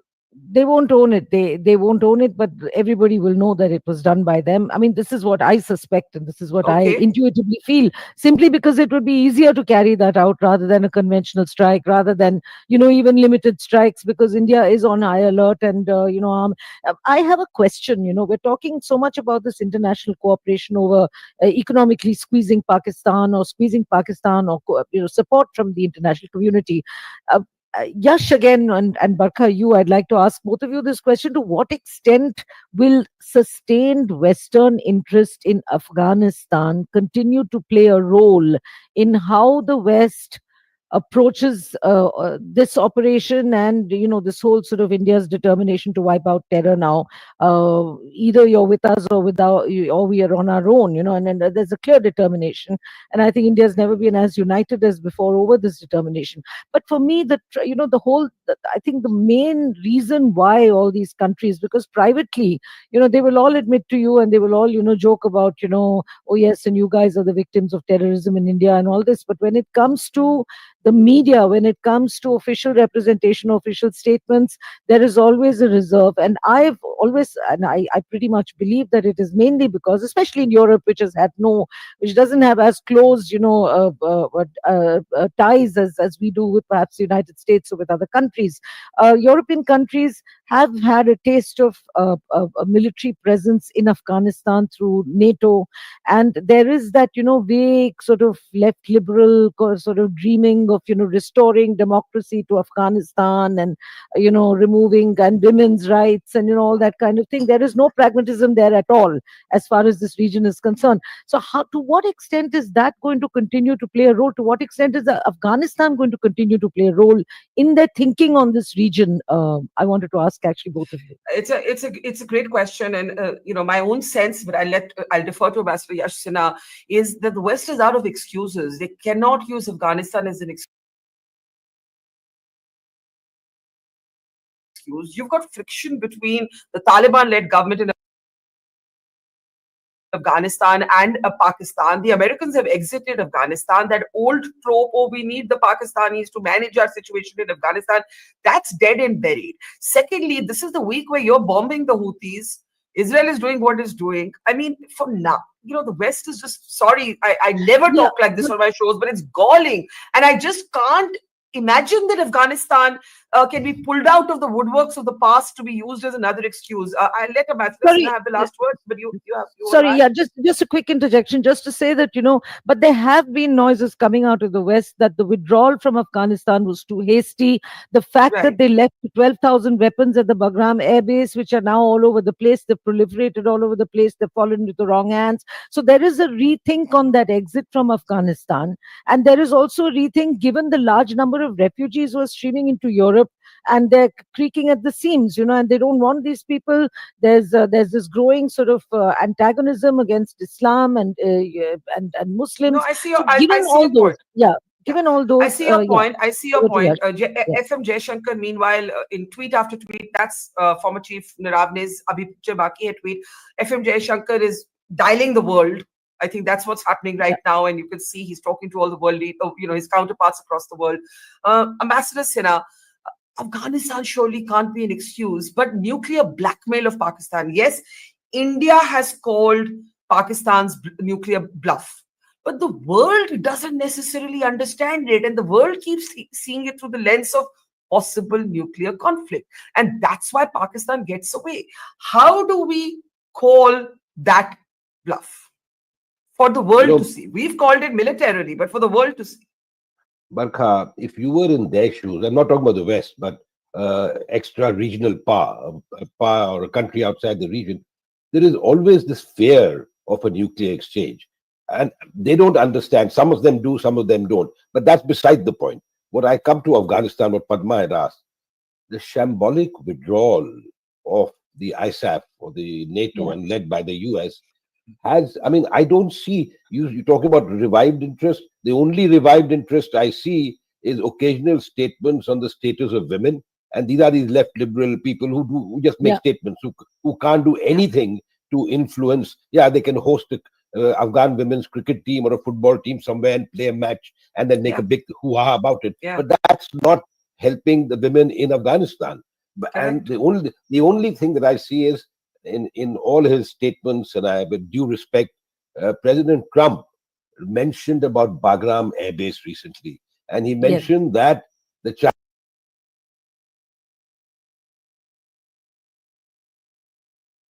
Chinese have got it. Now, I'm not aware whether the Chinese control Bagram Air Base. I doubt it, but he would have better intelligence. Now, if that is so, and he has expressed interest in criticism of the previous administration, then is there a revival, a geostrategic revival in the Trump administration on the AFPAC area? Because it's not just Afghanistan. I mean, we are again hyphenating AFPAC as we did the early days of Obama, and you know. So I think there may be an interest there, but I think right now he's got his hands full with Ukraine, with Gaza, with the Houthis, and what's happening in the United States. All right, we will leave it there. It's been a marathon session for us, and we're going to keep going. But I will say thank you. Both of you have been with us through the day, and we've learned enormously from both of you. Ambassador Yash Sinha, Padma Rao, thank you.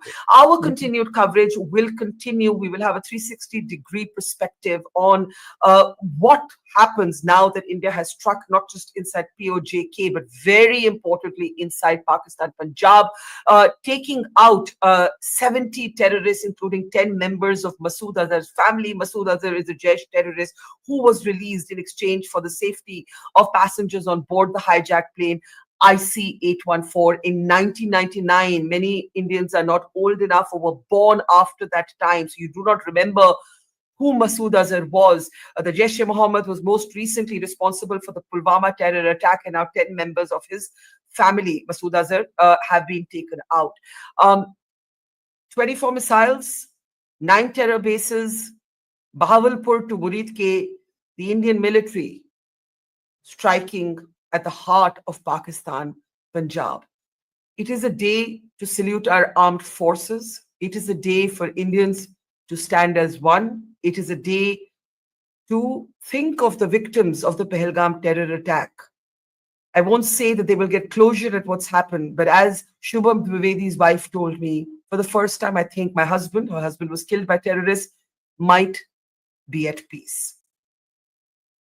We offer our salutations to India's armed forces, the risks they take with their lives every day to keep our country safe.